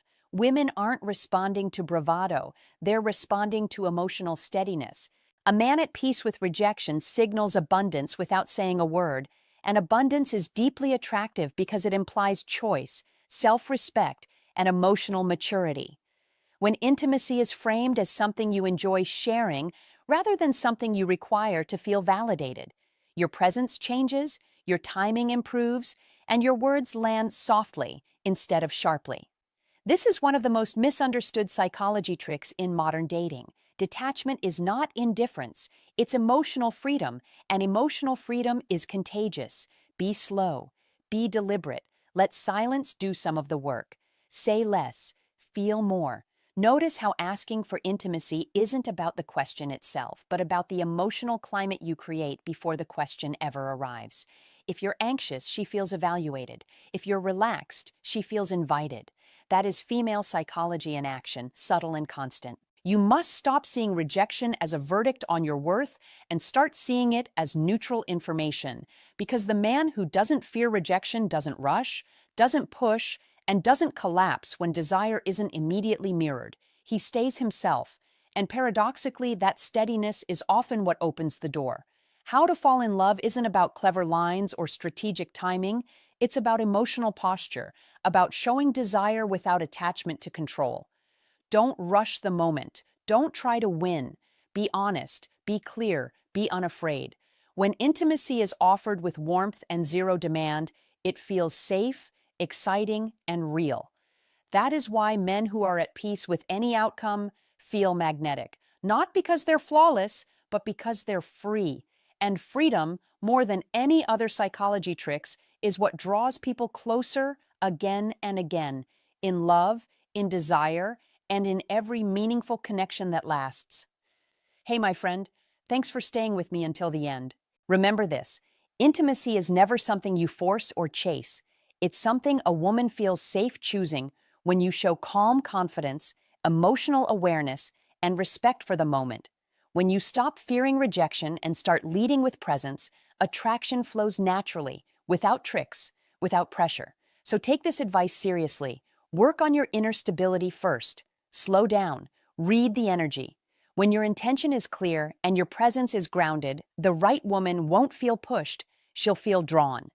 If this way of thinking helped you see attraction differently, support the channel. Like the video, subscribe for deeper psychology and real-world wisdom. Share this with a man who truly needs to hear it, because real strength isn't manipulation. The strongest men lead with presence, and intimacy follows.